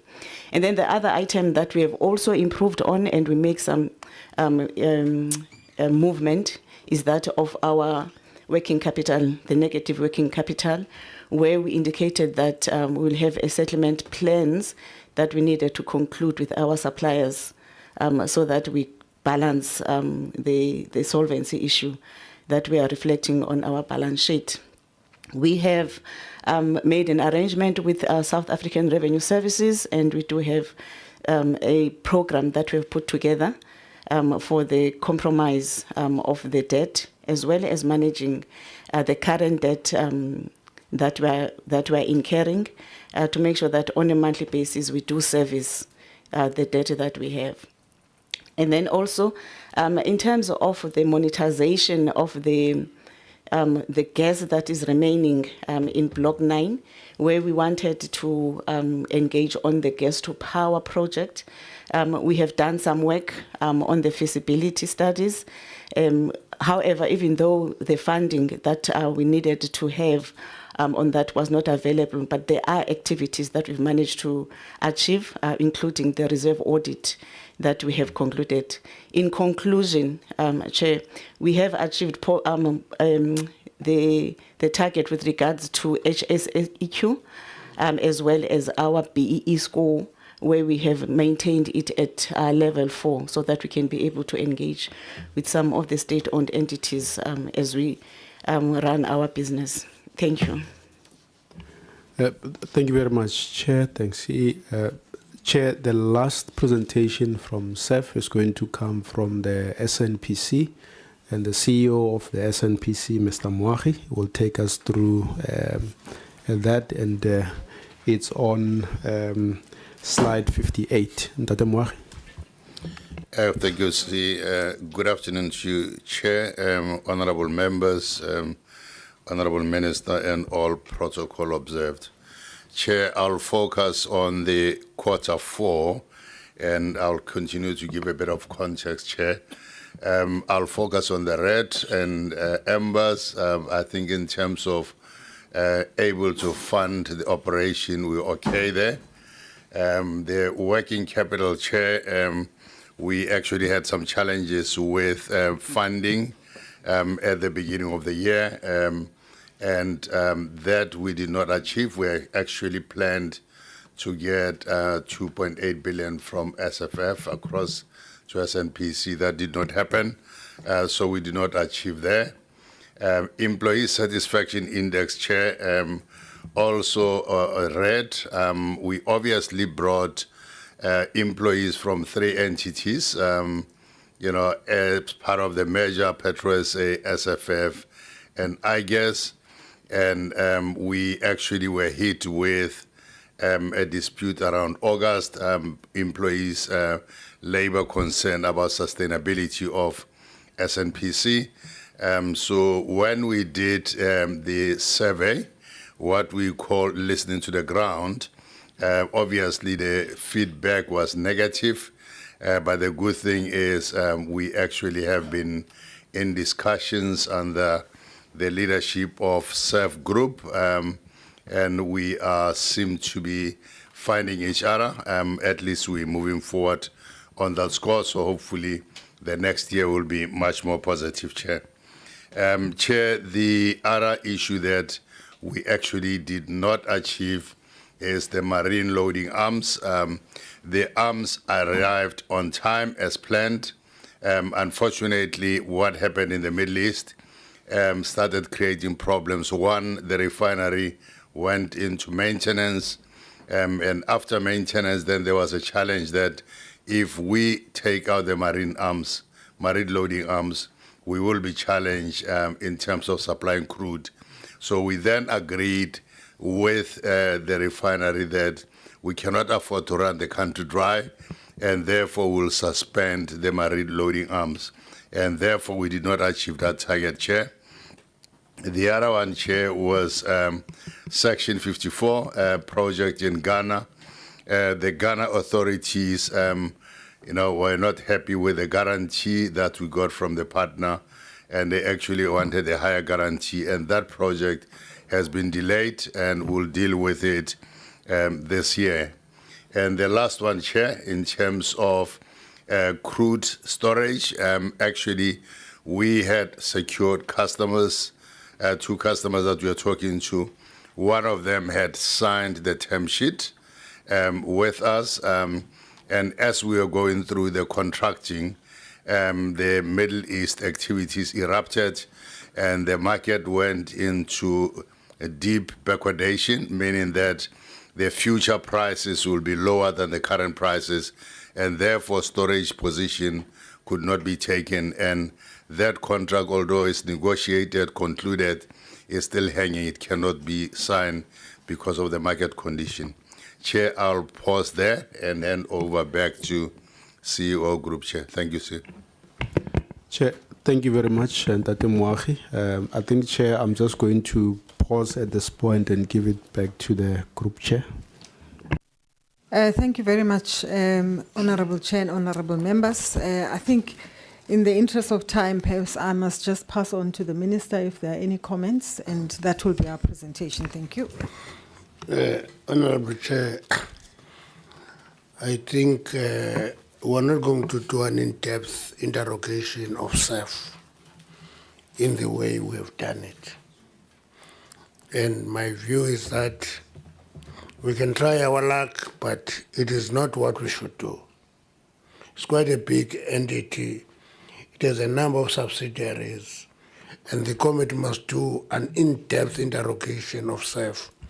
We are not going to have that with the time left, but I'm leaving it to you. Thank you very much. Thank you. Honorable members, assuming that you have read, so justice will be done. Assuming that you have read, we will do justice, Minister. Honorable members, those are the presentations from various entities of the SEF group. Can I take hands? I will start with Honorable Hassan for obvious reasons.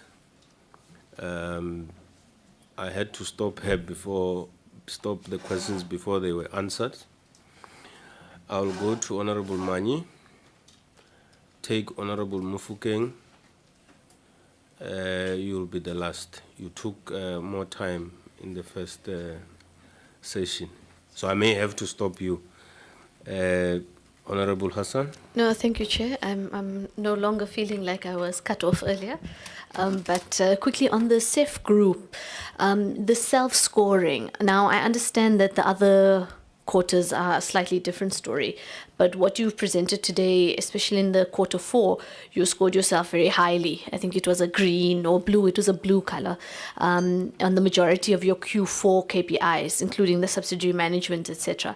But Chair, I want us to look at these, because if you look at the scorecard, but the overall performance of SEF, they don't speak to each other. Because if we look at those targets alone, you think that this is an extremely well-run group organization, when in reality we're seeing a lot of commercial issues. I mean, the subsidiaries under SEF's oversight have incurred a net loss exceeding 2.85 billion, and you fail to meet, and I'm not talking about SEF group, I'm talking about a lot of the subsidiaries fail to meet almost all of their commercial sustainability targets. So I really want to understand how the board reconciles itself with the scorecard that looks very good, but in reality, we're looking at deepening financial underperformance, problems of sustainability, etc. On AE, I appreciate what Group CEO has put forward. But I'm interested to know, your presentation says that you've been impaired with your 40% shareholding in the African Royalty Minerals, which is winding down, but no productive AE operations were acquired or operationalized during this entire financial year. I understand the coal wash plant, fine. What is the book value of the ARM impairment, and what was the original acquisition cost of that 40% stake? And then was there any due diligence that was conducted prior to the investment? What were those specific impediments? Chair, I'm being disturbed by a video here by Honorable Mani. I'm not sure what's happening.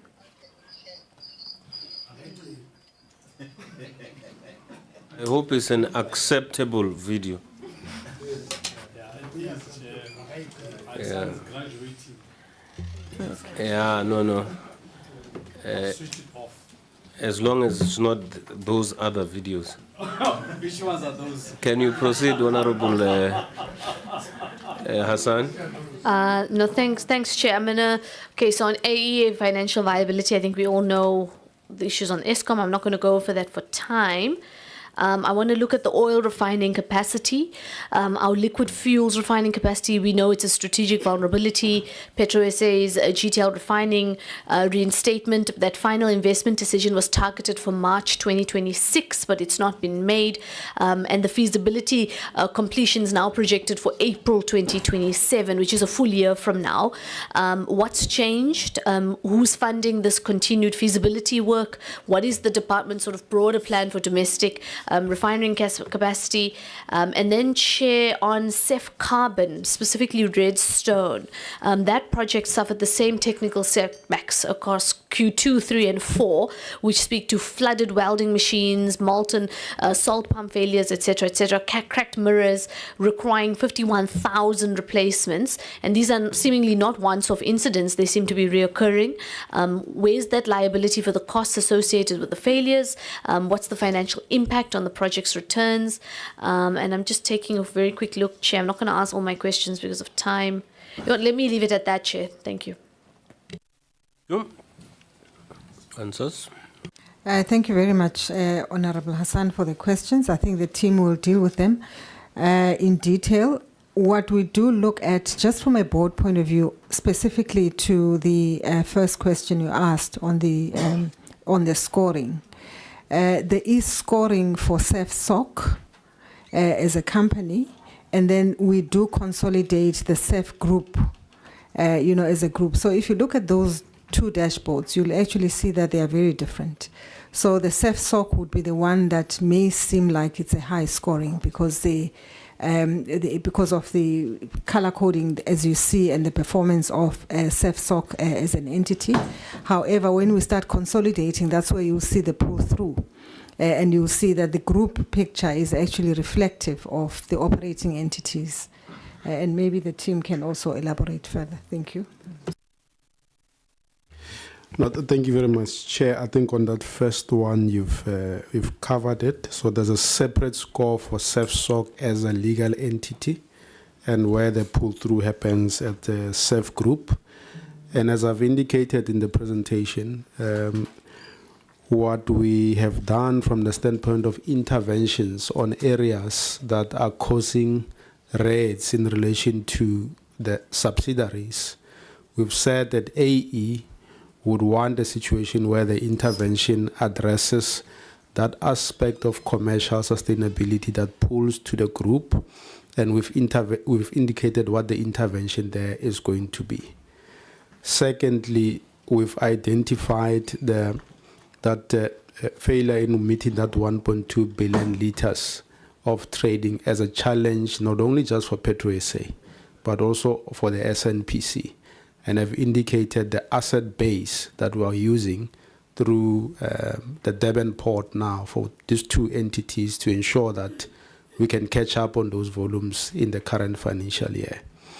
But I did indicate that it will be important for Ndate Moagi and Mr. Andela as well to work hard at building the market, the downstream market, because we can bring in a vessel or vessels. You need to be able to build a market to downstream to put that, and we're working with the colleagues to ensure that that seamless connection between the waters and the man on the street at the level of the pump is closed, then you are going to have that rate from commercial sustainability mostly reversed in relation to the KPIs.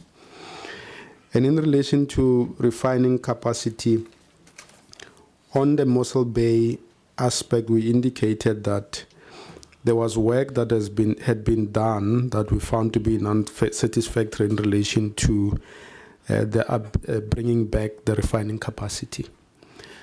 And the decision that was taken from the group or the parent was to support Petro SA by bringing in technical experts to review and work with Petro SA for us to get the Petro SA refinery business case to the same level that we got the Durban refinery at. And who's paying for that? The Central Energy Fund as the parent through that intervention is paying for that to make sure that we put in the necessary support to reverse these rates that we're seeing, but simply because also that bringing back refining capacity in the Mossel Bay area is important. We've done the same at the SNPC refinery as a group. That's why we have that board-approved business case that I think we're happy to share with the portfolio committee. In relation to Redstone, you'll see that part of the challenge that the Redstone project chair experienced is that it hit two instances of force majeure. The first one was COVID, where there was major disruptions in relation to supply chains when it comes to critical equipment for construction that was required. The second instance of force majeure was the Durban flood. So a sensitive torque tube welding machine for the project was still stored in Durban when the flood hit. So it had to be ordered from scratch, and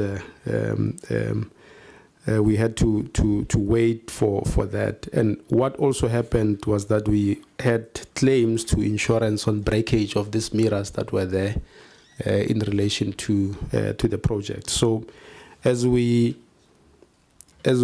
capture the process or the progress of the project, we don't actually let go of some of those important instances of force majeure that have affected the project. But safe to state that the project reached COD in the previous financial year, and it's currently supplying electrons to the South African economy. And it has a very good, profile in terms of supplying electricity to the grid. And I'm not sure, Chair, if AE can then come in.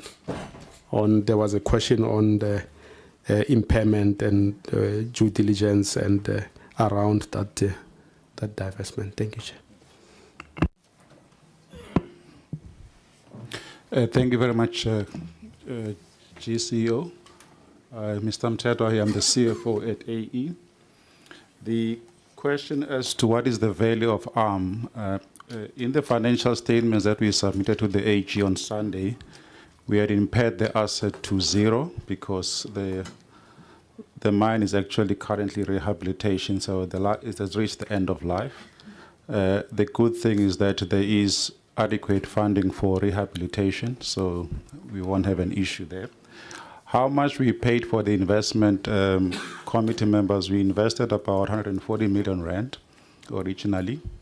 And over the years, we benefited significantly in terms of dividends, so the investment was working in terms of what was initially came out of a due diligence.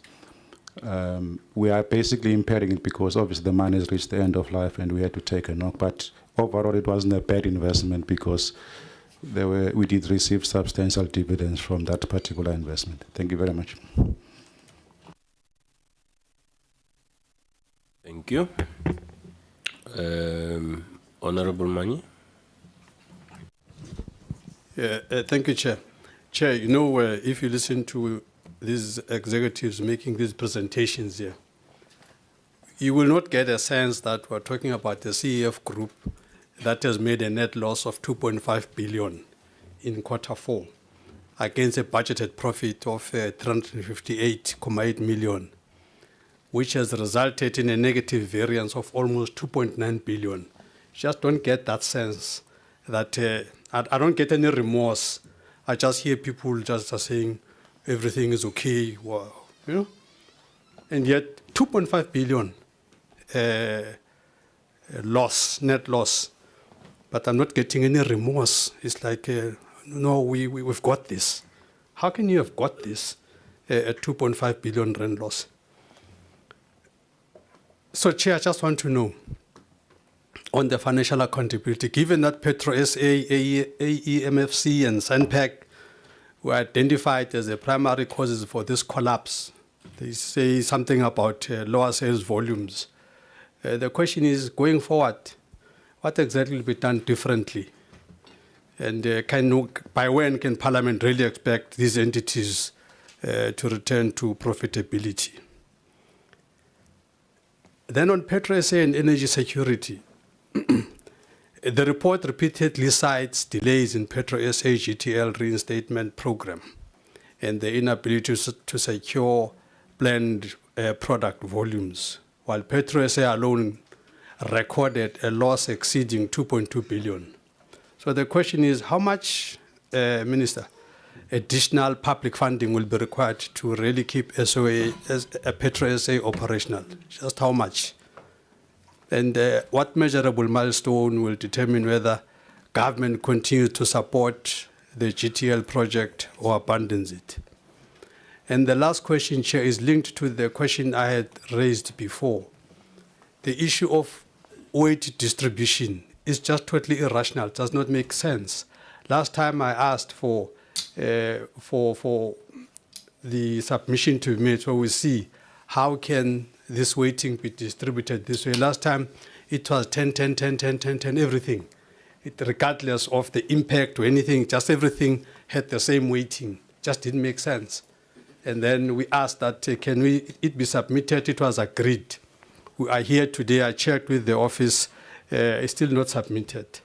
Now, the issue here, Chair, is that even as we speak, the scorecard allocates only 5% weighting to profitability, only 5%, while giving similar weightings to strategy documents, feasibility studies, and government processes. So the question is, how can the board justify a performance framework that awards high scores when the group recorded a 2.5 billion loss, missed revenue targets by over 40 billion, and key operating subsidiaries continue to underperform? This is all in the weightings, Chair. This group board doesn't seem to get it. There's no appreciation of profitability. The money is what makes the whole world go around. But here we have a board that puts profitability at 5%, like any other little things that are happening there. And this is why, with such a huge loss, there is nothing. They just say business as usual. In fact, we're doing very well. I'm very worried, Chair. Thank you. Thank you. Can we respond? Very much, Honorable Mani, for the questions. I think this time let me start with the team to respond, and then I will close off where there are gaps.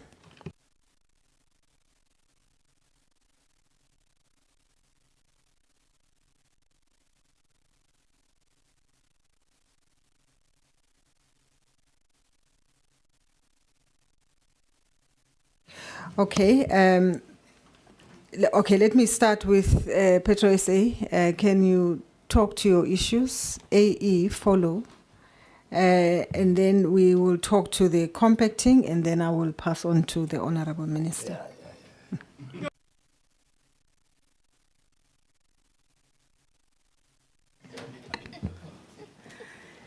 Thank you, Chair. Chair, I think the question on Petro SA is regards to the refinery reinstatement. When is it going to be finalized? And how long would the state fund and take care of Petro SA using public funds? Chair, I must also mention that Petro SA as a Schedule 2 entity is expected to be commercially viable so that it can take care of its own operations. As such, we are contributing to the public, to the fiscus in terms of the dividend once we back into operation, which is something we have done in the past. At the moment, we don't get allocation into the budget. And then in terms of where we are, we have indicated, Chair, that the business case is in the process of being reviewed through the support we are getting from the shareholder. And we have given ourselves for this financial year in the first 3 months that we should be able to have the work completed. And then from there, we can be able to source the funding to have the refinery back into operation, which is not going to be something that is going to be done in the next year, Chair, because we need to check the condition assessment of the refinery to make sure that any work that, because remember the refinery has not been operating, it's like the car that is sitting and not been driven, so you need to check all the parts and equipment is working properly. So that is the work that we are currently will be doing for this financial year. By the time then we get to the funder in line with the business case that is being developed, we'll be able to bring back the refinery. For now, what is important for us to make sure that we continue operating is that marketing strategy that we are working on to make sure that we do place the product with the support, obviously, from the SANPC as well as the shareholder to maintain our operating expenses. Thanks, Chair. Thank you, Chair. I think on AE, really our recovery is premised on 4 phases of the turnaround strategy. And the first phase of that is already in action as we speak now, which is what we call an enablement phase. And we then classified AE for the next 12 months to be what we call a project. So AE for the next 12 months is a project. And for that project to be able to be executed, you're going to need resources, financial resources, which together with the shareholder, we've already outlined what that looks like. The second one is around capacitating the team, to be fit enough to execute that strategy. And that we've done through different expertise, through third parties, including the shared services, tapping into SOC itself. The second phase is to make sure that the operations, in terms of the mineral rights that we have, we do get back to the operations, after 12 months, the first quarter of next year. We should be operating as AE after conclusion of the CSA, the commercial agreements with Eskom. And I think we're on target as it relates to that. The third one is around stabilization afterwards, to make sure that we do operate at the benchmark level as AE when we compare to our peers. Then from there, the fourth and the last one will be around the diversification part, to make sure that we then tap into other commodities or minerals over and above the coal assets that we have. We're confident in that plan. That plan is being reviewed and checked on a bi-weekly basis, where we sit with the shareholder, chaired by the group chair as well, together with some of these experts that we've onboarded. Thank you, Chair. Thank you very much, Tim. I think maybe let me just summarize on the other questions, because I think they relate mostly to the board oversight and what we are doing as a board. Firstly, I do want to express that we are concerned, as all the boards in the group, about the performance, and hence we look at different initiatives and different approaches in terms of how we can support the subsidiaries better in order for them to improve on their performance. So one of the things that you ask is, what are we going to do differently? And I think from an AE perspective, it's very clear what it is that is going to be done differently. And I'm just afraid that today we are also running against time. We're working against time as we try to respond to the questions. And perhaps that's why it may appear as if we don't have any remorse or we are concerned. It's really also that it is a challenge to squash our presentation into an hour. So we're trying to do our best within the circumstances. So we have expressed what is being done with AE, for example, the purchase of the wash plant, which has already been spoken to, the support that has been given in terms of the technical resources that has been spoken to, the oversight. So there is quite a lot. Similar has been done for Petro SA. As we speak now, specific to the refinery reinstatement, we've got technical support on the ground, and they are going to give us a business case, we hope, by about September. This year, we should get a business case for the refinery reinstatement. And so that is part of the support that we are giving them, and there's also other support that we are looking at, which will come out under the umbrella of what is going to be done differently. And I think once all of these things are in place, we will be in a better position to then say time to turn around is going to be X. I think today it's a bit tricky to commit to that without having completed that exercise.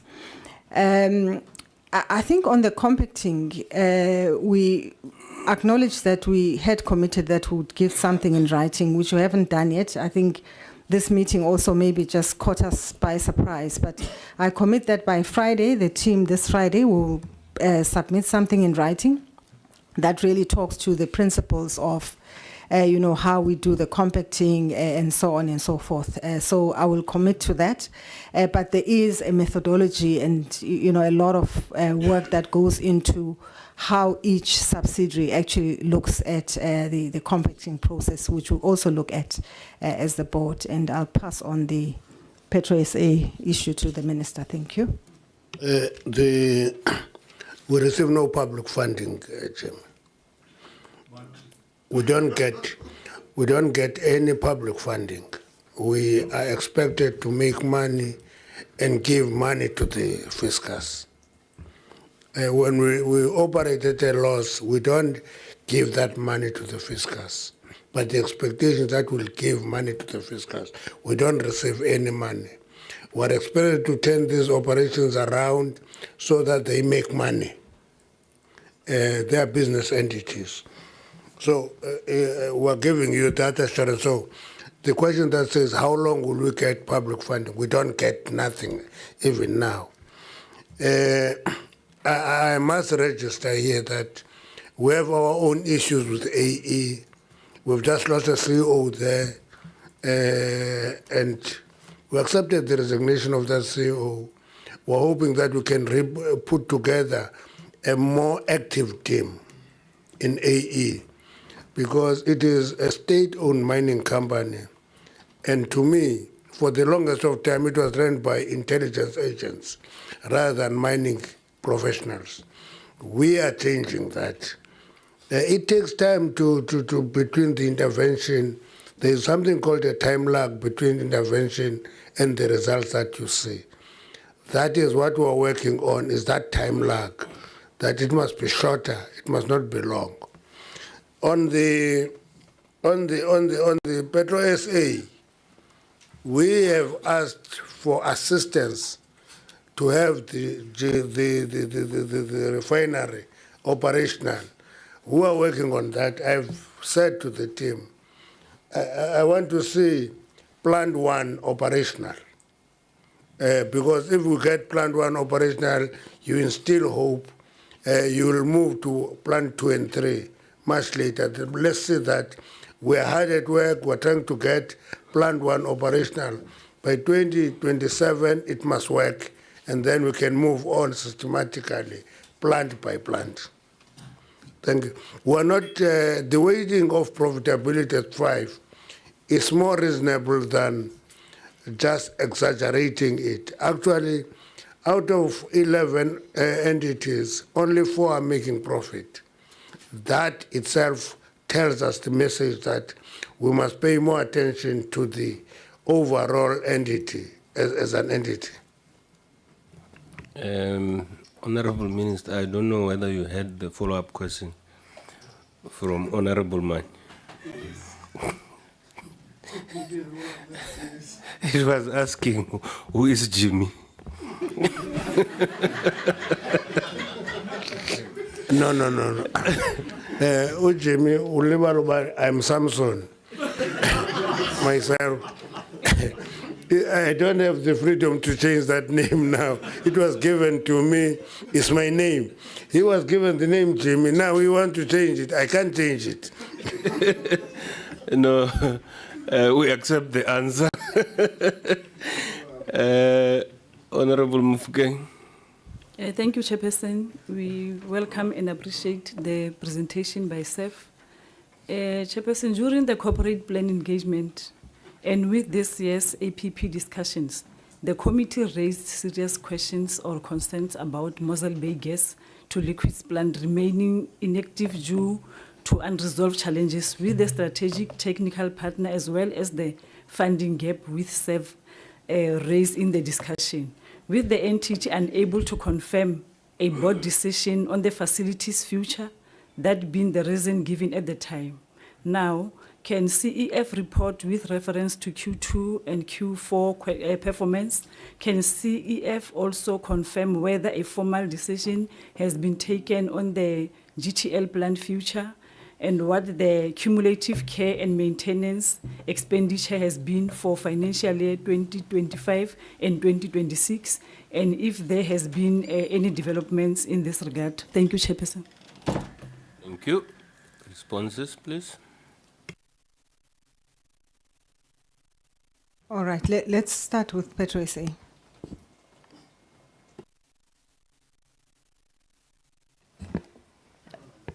If I can confirm, the question is the care and maintenance cost for the GTL refinery. The number could be, it's sitting around 1 billion that we're incurring to take care of our refinery. That excludes the main power cost, which is sitting at around about plus minus 720 million per annum that we're incurring. But if CFO, I missed the numbers, I can just raise a hand. I think I've got the numbers correctly though. Okay, thanks. Thank you very much, CE. Honorable Mufokeng, I think the one on the Mozambique, we can't quite understand the question. Apologies for that.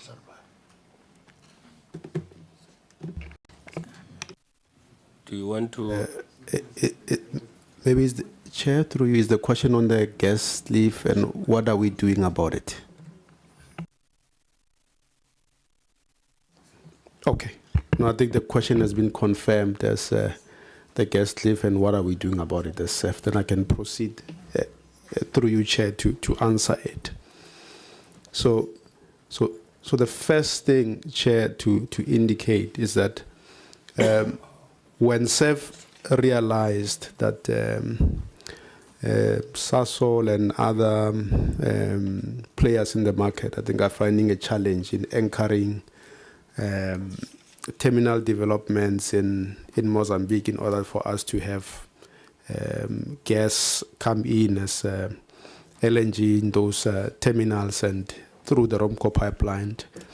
We developed a project in Komati Port of gas to power that will be able to anchor that development either in Matola or in Enyasor. It's important for us to also indicate that when the first gas to power IPP project closed, we did submit that project as an important anchor for that terminal in Enyasoro or in Matola LNG. The second important development that we had in December last year is that in the BNC between Mozambique and South Africa, one of the decisions that were taken by the respective presidents, His Excellency, President of South Africa and of Mozambique respectively, was that the concession for the Romco pipeline needs to be extended, and the trade of gas between South Africa and Mozambique needs to be extended. So a combination of those two interventions, Chair, gives us an opportunity to have that LNG terminal in Enyasoro built and connected to the Romco pipeline that we part own 40% of, as the South African government, Mozambique owns 40% and Sasol owns 20%. What has also happened as an important development is that ENH, that is tasked with this responsibility by the Mozambican government, has engaged us as the shareholders at Romco and also Romco for Romco to play a critical role in the development of that that terminal in Enyasoro. So we do have those interventions that hit at the core of ensuring that gas continues to flow from Mozambique over and above the country, as indicated by Dr. Saidini, looking for its own gas within its shores. Thank you, Chair.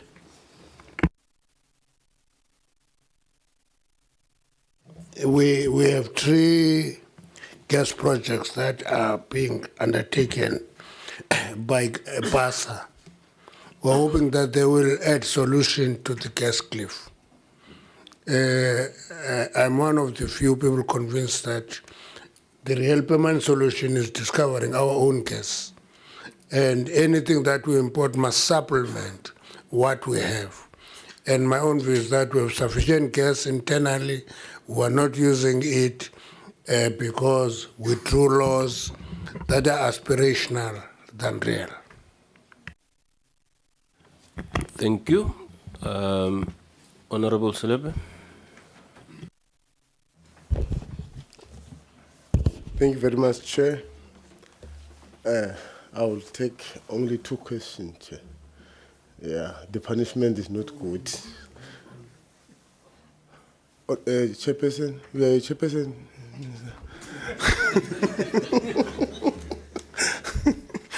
No, thank you very much. Chair, the quick one, I just wanted to ask the AE with regards the delay of the wash plant, implementation of this wash plant, with the exploration of the area where the AE is mining were not made available earlier, where the plan of executing the project to be in place, because after the exploration is when you will get the qualities of your coal, and that will obviously tell the company that this type of a quality, it will require the erection of the wash plant. Then with that information not available for the AE to pre-plan for that kind of a wash plant so that this delay may be avoided.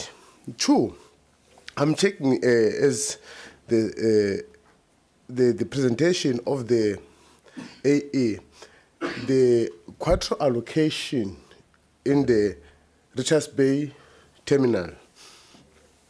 I just want to understand the final testing of your coal in the Richards Bay. The company that is used to test, the laboratory company, is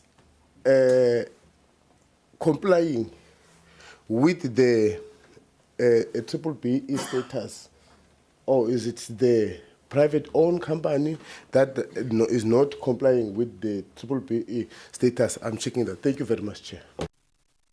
Thank you. Responses? Very much for the question. Tate Shadu. Through you, Chair, thank you very much for the questions. Chair, on the first one around the delay of the coal wash plant, whether we did not have the exploration information available or not, we actually did have all the information available well in advance. So there was no issues when it comes to that specific element. However, when you look at that specific reserve at Vlakfontein, and you go all the way back, in history in terms of what we call the mine works program and how we intended on developing that asset. We have two main coal seams there. You've got one, which is what we call the 4 seam coal, and you've got another one called the 2 seam. With the 2 seam having inferior quality as compared to the 4 seam. And the initial plan around the execution was that you will mine the 2 concurrently, meaning you will blend the 4 seam and the 2 seam to be able to get to a specific coal quality, which will then be acceptable to ESCOM, at a certain rate as well. However, in the past, we actually did shoot ourselves on the foot, where we then concentrated our efforts more on the 4 seam coal, which was quite sweeter compared to the 2 seam. And that then led to the depletion of your good coal, which was your 4 seam. And now you are left with just only that 2 seam. And that 2 seam then required interventions, which is that specific infrastructure that we're talking about around the coal wash plant. However, we've now responded to that through a Central Energy Fund assistance. So we should not experience those issues going forward. Around the issues of Quadro, yes, they are the service provider. It is indeed BBB certified. So we don't have any issues as it relates to that from a quality verification point. However, if there are certain issues that we might not be aware of, then we do encourage the honorable members to then provide us with the details that we can look into. Thank you, Chair. Honorable Minister, ufuna ukongeza? No, ndifuna ukongeza kule mcimbi we-delay ukuthi I must talk about my intervention because you were fighting on this matter. EAE wanted to assign this to a contractor somewhere to build the wash plant over time. ECF offered to pay lump sum for the coal plant. That delayed the actual wash plant. Okay. Now, it is at the heart of the resignation of the CEO of AE. But we can deal with that as an issue on its own. But it was at the heart of that delay.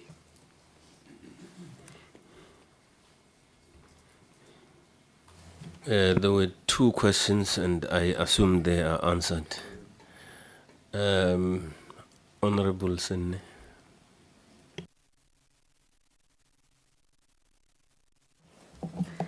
Okay, Chair, thank you. I had already given up. I'll be quick, Chair. My first question, SEF is reporting a year-to-date net loss of 2.5 billion at Q4 against a budgeted net profit of 358.8 million, representing a negative variance of 2.8. And Chair, because I was out, I hope these questions were not asked.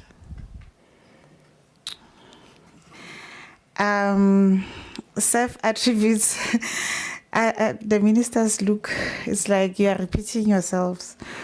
Attributes this primarily to lower revenue from Petro SA, AE, and Sunpack due to lower sales volume. So, Chair, given this matter at hand and the revenue shortfall was already evident at Q2, what corrective measures did SEF implement between Q4 and 2 to arrest the this loss financial position? And also, Chair, on AE, aside from the obvious loss of revenue from ESCOM, what specific fixed operational costs, overheads, or penalties incurred in Q4, Chair? And on the ESCOM agreement suspension, what were the precise contractual, operational, or compliance reasons that led to the suspension of the ESCOM contractor service agreement in the first place? And what was this due to quality failure, volume shortfalls, or governance issues? Lastly, Chair, what is the exact current status of the negotiations to reinstate this agreement with ESCOM? Are there hard deadlines in place, and what conditions must AE fulfill to ESCOM before agrees to take coal again? Thank you, Chair. Let me pause here. Thank you. Responses, please. Thank you very much, Honorable Sine. I think, again, let me start with AE to respond to the questions, and then we'll come to the first question on the loss. Thank you.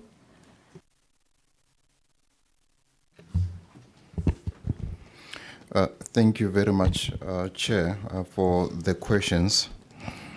The question around the CSA, to say what are the specifics around the actual suspension.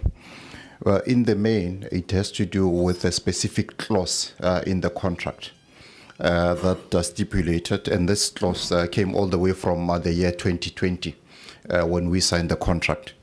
And it was quite specific to say we must have a coal wash plant in place. And when that clause was put in place, it was as a result of analyzing the geotechnical information that was given to ESCOM to say at some stage indeed we will hit a brick wall where the quality of coal will not meet the specification. And we did not implement that clause. Hence, we started having issues, in terms of the quality of coal delivered to the power station. So it's quite specific on that one, and we've already responded to it. And the current negotiations that we're having with ESCOM is also around that specific element where they are reviewing the project timelines of implementing this coal wash plant as well. Then there was a question around the timelines. I think I did indicate earlier on to say as we speak today, the teams are in session negotiating. So the only element really outstanding around the negotiations with ESCOM is on the commercials. So everything else is actually done to a point where ESCOM actually moved from the initial base price that we had with them. So to their credit, they did move, and we're just tweaking here and there. We do have what we call a draft contract already as we speak with ESCOM. So it's just a matter of just agreeing on the final pricing. On the overheads and the fixed cost in Q4, maybe I'll just hand over to the CFO to just add on that one. Thank you, Chair.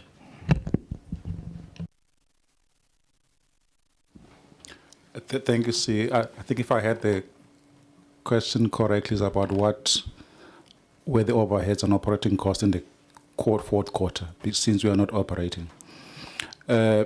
What you typically have in a can maintenance, you still have the mine is still got a mining license, and there's costs that are associated to safety and compliance, which is the big chunk of what we spend money on. But we also got a corporate office where we also got staff, and we have to pay rent and all of that. So that's basically what we spend money on. where there were no penalties. I had a question around penalties. We didn't pay any penalties or anything like that during the quarter. So it was a normal cost associated with the mine that is under care and maintenance. Thank you very much. Thank you very much, colleagues. I think just on the first question, then on the interventions in between when we started seeing the decline, I think what I want to just introduce perhaps as a point of clarity is that when it comes to big projects of this nature, usually to turn around takes time. It's not immediate, so you might not necessarily see the turnaround through the interventions. It will take time. It might take a couple of quarters. It might take 18 months, 24 months, or so on.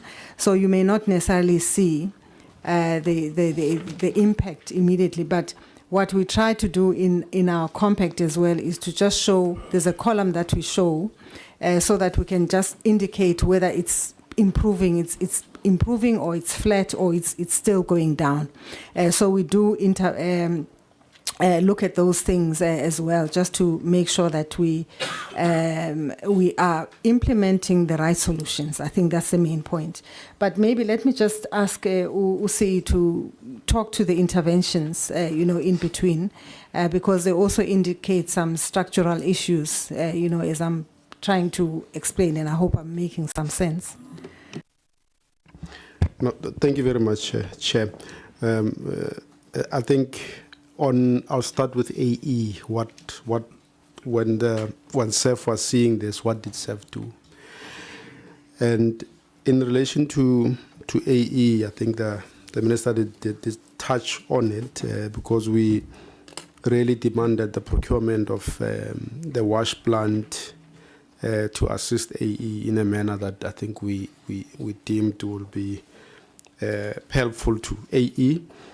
But then what became very clear was that even to put that together, there needed to be technical support that AE gets given. So that's why we appointed Floca Solutions to play that critical project management role in order to ensure that the content and the quality of that content from a business case and study standpoint is at the right level for us to be able to get the business case that is going to support the purchase of this wash plant.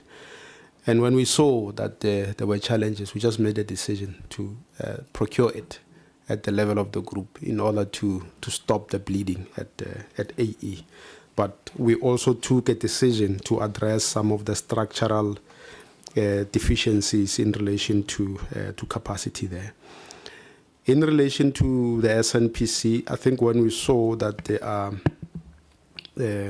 challenges there from the standpoint of trading and so forth, and maybe the transfer of assets, because there might be concerns also in some instances from international bodies and so forth, we took a very hard look at what are the challenges and what specific interventions we need to put in place, and we put together what we call a risk-adjusted plan that has been approved for implementation by the SEF board, the Legacy board, and the SNPC board, which lists all the challenges that may be there from an implementation standpoint, and all the interventions, sets up work streams at the level of management, at the level of boards, to be in a position to address these issues. And I think what is good about the first year of operation for such a large entity is that you draw a lot of lessons from taking about 400 employees and this huge assets and contracts. And what this risk-adjusted plan workshop ensured was that we could have lessons learned fused into the interventions that the board has made. And in relation to PetroSA, we indicated earlier that when we saw struggles in relation to putting together that credible business case, we made sure that we intervened through availing that capacity to PetroSA. And secondly, making sure that we push hard to close some of these terminal operator agreements so that we can confirm the capacity that is required to assist PetroSA to move and bring in product through that Durban port. And we also really have embraced intervention also from entities such as Sasol to come and work with us in relation to bringing back that refining capacity at the Mossel Bay refinery. So the problems that we identified are structural, but there are interventions that we made that are starting to yield fruit in relation to the type of challenges that have been indicated. Thank you, Chair. Very much, honorable members. Batis. Honorable Chairperson, we're handing over to you. Thank you. We must be in the house by 2. Yes. Thank you very much, honorable members, Minister and the SERV Group and the DG. Indeed, we need to move to the house. It starts at 2, so we will not waste any time, except to say that Honorable Nchabeling DG left some questions. He had hoped that we will ask them on his behalf and he will listen on YouTube. But unfortunately, we don't have that time. So we will forward them to you. They are directed to the department. And then maybe you can finish us in writing the responses so that they don't fall off. Let me take this opportunity to thank everybody who is here and adjourn the meeting. Thank you very much.